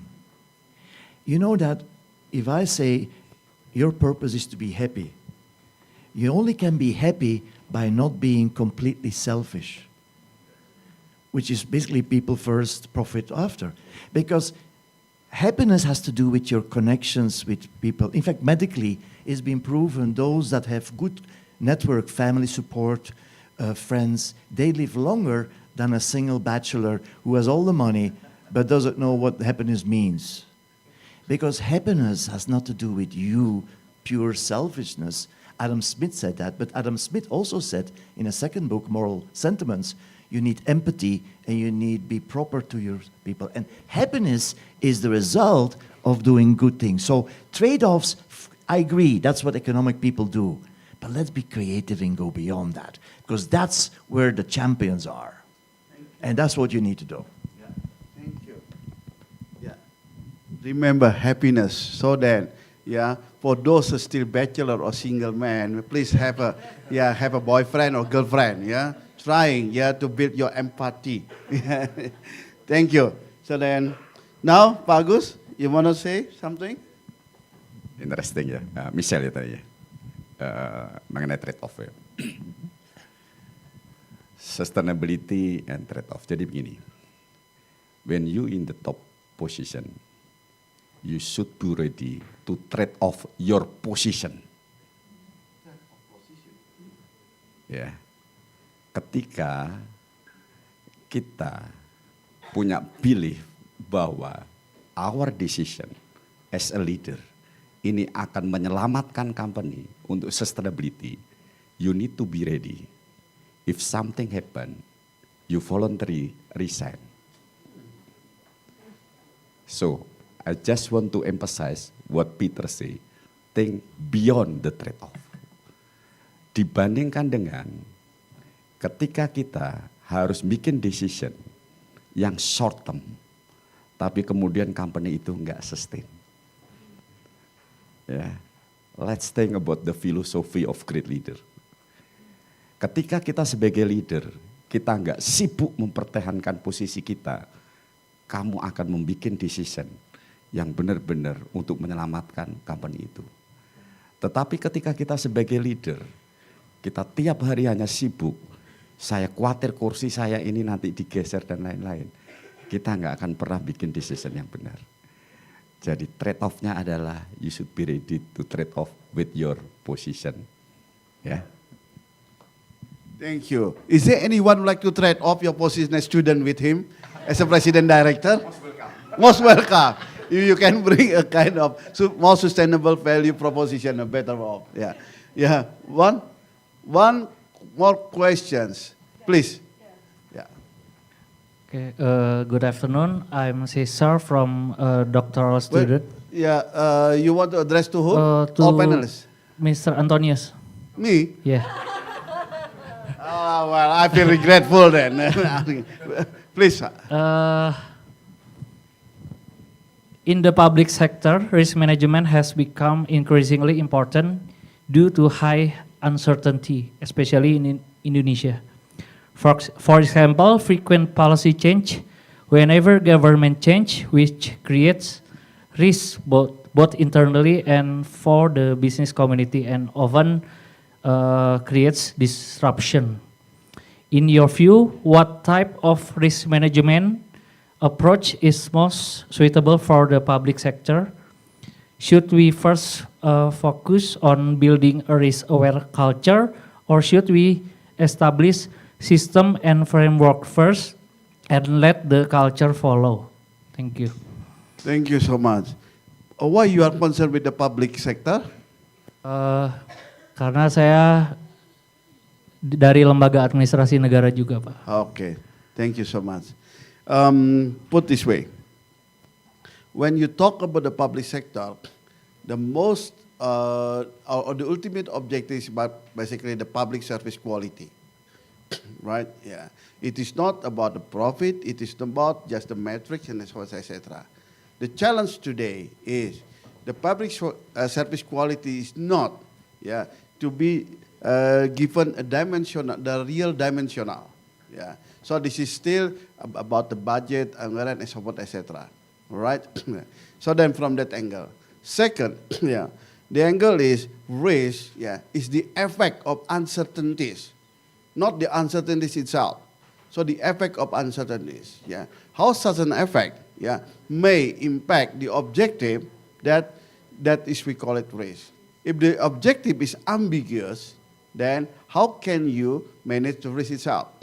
So then I'm not going to give a long answer because it takes 1 semester at least. Please come to our class risk management. The third thing is Indonesia already introduced, we call it Management Risiko Public Sector, MRPN, Manajemen Risiko Pembangunan Nasional. Yeah, it is introduced to help Indonesia achieving Indonesia goal, golden goal, 2045. Not many people knowing that one yet because it is under Bappenas, but we are working on it to build a kind at least awareness first. Because the level of awareness from one minister to the other minister is still high and down. Yeah. So it requires a lot of collaborative effort. But then I'm not going to use it this forum, to detail. But if you are interested, you can come and talk to me, and even you take your dissertation on that. Yeah, you write it down. In 3 years, you are needed and demanded. Believe me, because I'm in that stream now. Yeah, we are working on it, and so forth and so on. There is a lot of public servants not yet at that level. Yeah. Okay. Yeah. So the third one is that. Okay and not okay? Yeah, okay lah, yeah. Thank you. I do hope that one because the ladies already give me kind of little bit, if you don't stop, we kill you off. So then I'm going to ask Ibu May now for the conclusion. There's still one question or what? All right. One more question? Is there any? Actually, we still have one question, and that question comes from Deb. Oh, one question from Deba. Okay. Please, Deba. Good afternoon, panelists, all panelists. So I have one question for Professor Farhazan. So it's about human capital development in academic industry, especially in university. So as the future of work become increasingly uncertain, how can university build future capabilities in our students, so such as resilience, adaptability, and ethical leadership, while navigating risks of skills obsolescence? So, what should we do? That's a 1 billion rupiah question, right? Yes, for you, indeed. Okay, I'm not sure whether I'm the right person to answer this, but let me say this. I'm very privileged to be here, and thank you once more. I've been very fortunate to teach at a couple of other institutions like OI, UGM, and others. One of the things, and that's trying to answer that question,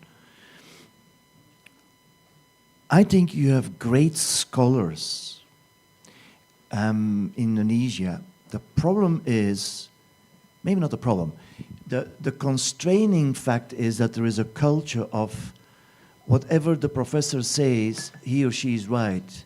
And the professor feels entitled that he's always right or she's right.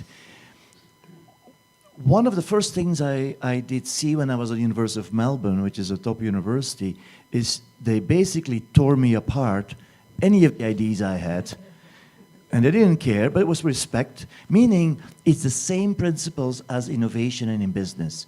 Willing to be criticized, willing to fail, willing to learn. And I think the culture in Indonesia is, kalau menteri bicara seperti dia benar, to me, it's first thing I say, is he right or is she right or not? And we should be respectful. And a university is the only place, as an institution in the world, where there should be freedom of speech and freedom of thinking, and anything could be discussed as long as it's respectful. And I think that is what a university is about. And if you want to be a politician, go to parliament and go to, that's fine. But I think an institution, the great institutions, is that. And I think the good institutions in Indonesia are doing that already. But some of them you see, Bapa, Ibu, they think they're full professor and they're infallible. There is no such thing like infallibility. We all can fail. And I think the great professors are those, like Socrates, they know that they don't know the more they know. It's that simple. And so we should be just open and critical and respectful. And the beauty of this culture is the respect. But we should also be daring to, and you ask questions. You did ask me the question. So I think there's a change going on in the youth already. But the time I arrived, 87, yeah, I mean like, oh, the professor, we shouldn't ask any question.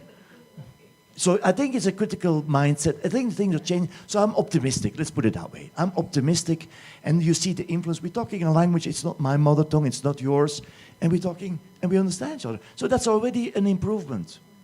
So I think I'm optimistic for Indonesia and 2044 status tahun existence of Indonesia. I think this will be a great, great, great nation that should be on the map of the country, and I think that's where Prabowo is right. Now, the way he does it, okay, let's see. The point is, be proud who you are. Always. And the rest will follow. It's fine. So I'm not worried. But just that small remark, allowed to be critical, because that's the fundamental foundation of a university. That's also the only thing that AI cannot do. AI will take over jobs. Anything that's repetitive will be taken over. But the creativity and the critical thinking, that's something we humans, emotional thinking, the people, that's where we will excel. That AI can help us with, but cannot replace us with. Thank you. Thank you. Yeah. Yeah. Yes. Okay. Yeah, I give it to me? Yes. Or you give it? Me? Ladies and gentlemen, before we officially close today's international seminar, it is now my honor to invite the Dean of the Faculty of Economics of Parahyangan Catholic University to deliver the closing remark. Please welcome Mrs. Brigita Melianti Sulungbudi, PhD, with our applause. Thank you, Chris.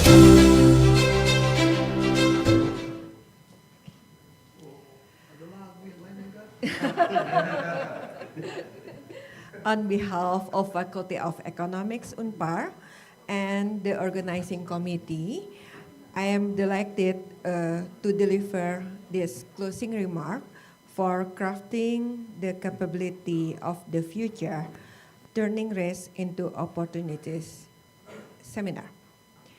Firstly, I would like to start by thanking you all, Professor Peter Verhensen, for his excellent thought-provoking talks, the panelists for your ideas and discussions, our sponsors, Pak Anton, and all the participants. Without you all, this discussion would not be as interesting as it has. I would like to welcome our class 2025 to Faculty of Economics. And I would like now to summarize and share with you my personal view of the discussion in today's public lecture or seminars. Preparing ourselves, our organizations, and our students for future needs in this volatile, uncertain, complex, and ambiguous world is a nerve-wracking challenge for all of us as lecturers, as students, as leaders. Our future leaders should keep their feet on the ground while still opening their mind, their hearts, and spirits toward whatever circumstances are unfolding before them. They should recover quickly from breakdowns. They should be more curious than certain. They should be ready to learn many things every day and work with technology. We believe that most jobs are not vanishing, but changing. Therefore, everyone should develop new competences, not only for doing their jobs, but also to transform risk into opportunity. As Peter mentioned before, in the future, we need to be smart decision makers with enlightened leadership, with not only commercial competence, but also more holistic mindset. We should have spiritual orientation, look to our inner beauty, and then we have to tap into higher source of energy. As Paulina mentioned, system thinking, anticipatory, critical thinking, self-awareness, normative collaboration, strategic and integrated problem-solving competencies are needed to develop dynamic capabilities. People are the most important resources.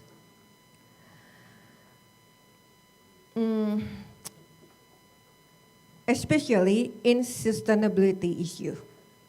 UNPAR, as an educational entity, has an important role to play in crafting the capabilities on the future. In Faculty of Economics, we provide curriculum that facilitate students to learn how to learn with systematic, anticipatory, and critical thinking competence. Learn to work with technologies such as AI, with humanism values for the improvement of human dignity and the wholeness of God creation. We engraft future ethical leaders with collaborative and communicative excellence that offer global and local problem solving. We offer subjects such as business analytics, sustainability, big data analytics, leadership that meets job needs for early graduates and facilitate them to learn how to learn happily yet effectively. Mark Benioff said that staying relevant is key. When you are telling your story, you better have a new story to tell. If I was still saying the same story I was saying 10 years ago, it would not be that interesting.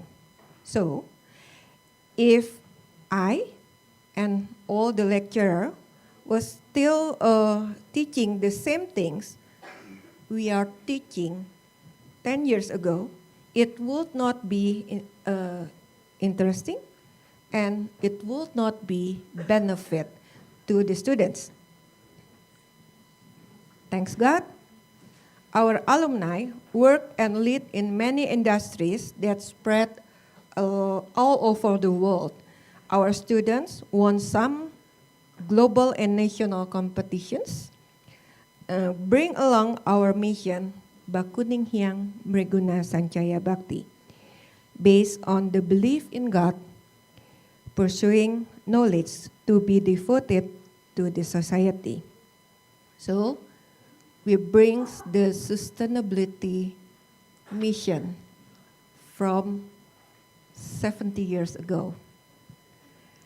We believe that our alumni bring benefit, goodness, and never forget to take care of sustainability wherever they work, wherever they live, wherever they go.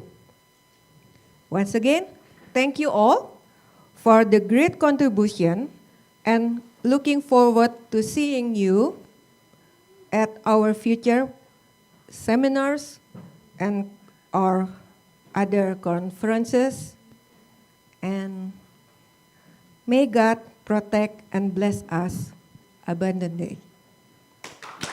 Thank you very much, Mrs. Brigita, for the thoughtful closing remarks. Thank you very much for your active participation and valuable questions. With that, we have reached the conclusion of our panel discussion and proceed to the token of appreciation to our keynote speaker. For this, we would like to kindly invite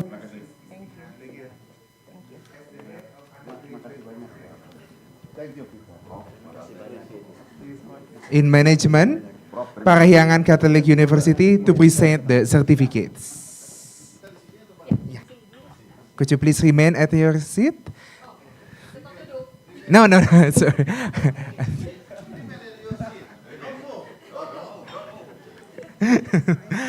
Could you please stand up and then receive the certificates? The certificates will be delivered by Mrs. Istiharini as the undergraduate of management head of program. Mrs. Istiharini, please come center stage.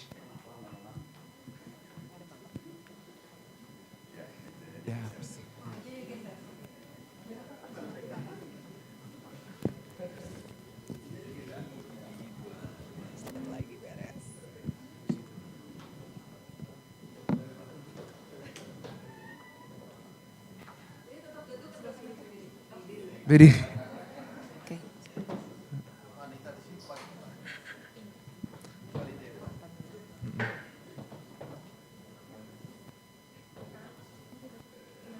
Okay, first we would like to start with Professor Peter Verhezen.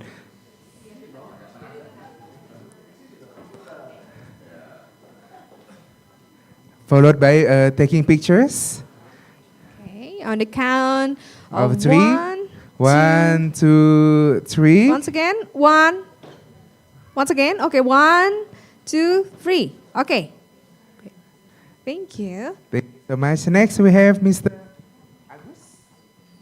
Agus.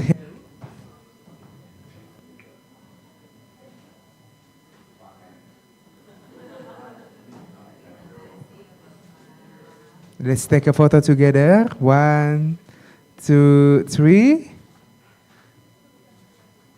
Okay, thank you so much. And the next one, Pak Ahmad Cahyo.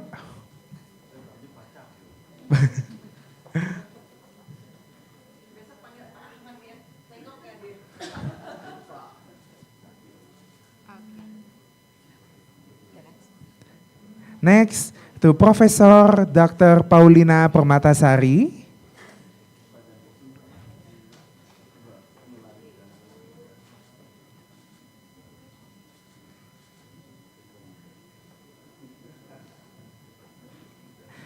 Next, to Pak Dr. Antonius Alijoyo.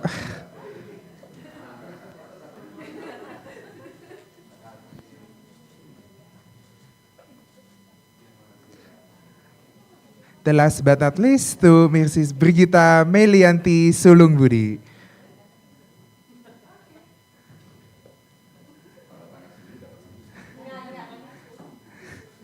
Okay. Ladies and gentlemen, please give a warm round of applause to our Once more time, we're going to take a photo together.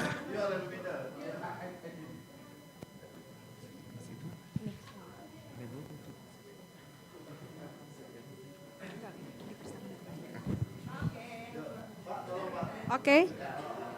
All right. On the count of 3, 1, 2, 3. Once again, 1, 2, 3. Okay. You may go back to your seat. Go back to your seat, sir. Yeah. Return to your seat. Ladies and gentlemen, as we have now come to the end of today's international seminar with Professor Peter Verhezen, allow me to express our deepest gratitude to all distinguished speakers, panelists, honored guests, and participants who joined us today and contributed to the success of this event. We sincerely thank Professor Peter Verhezen for his insightful keynote speech, as well as our esteemed panelists for sharing their valuable perspectives. Our appreciation also goes to the Alumni Association of Faculty of Economics Unpar for their continued support, CRMS Indonesia, LSPMKS, Management Unpar, and also to everyone who has worked tirelessly behind the scenes to make today possible. We do apologize for any mispronunciation and unwanted mistakes. We wish you all the best in your future endeavors and hope to see you again in our next event. Lastly, we would like to inform you that the certificate of participants will be sent to your email address within a few days.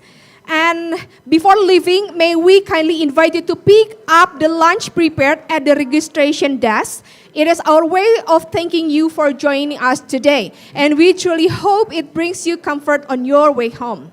I'm Deba. Wassalamualaikum warahmatullahi wabarakatuh. Shalom. Om Santi Santi Om. Namo Buddhaya, may peace be upon us. Thank you. Have a good day. See you in the next event. Oke, bagi yang ingin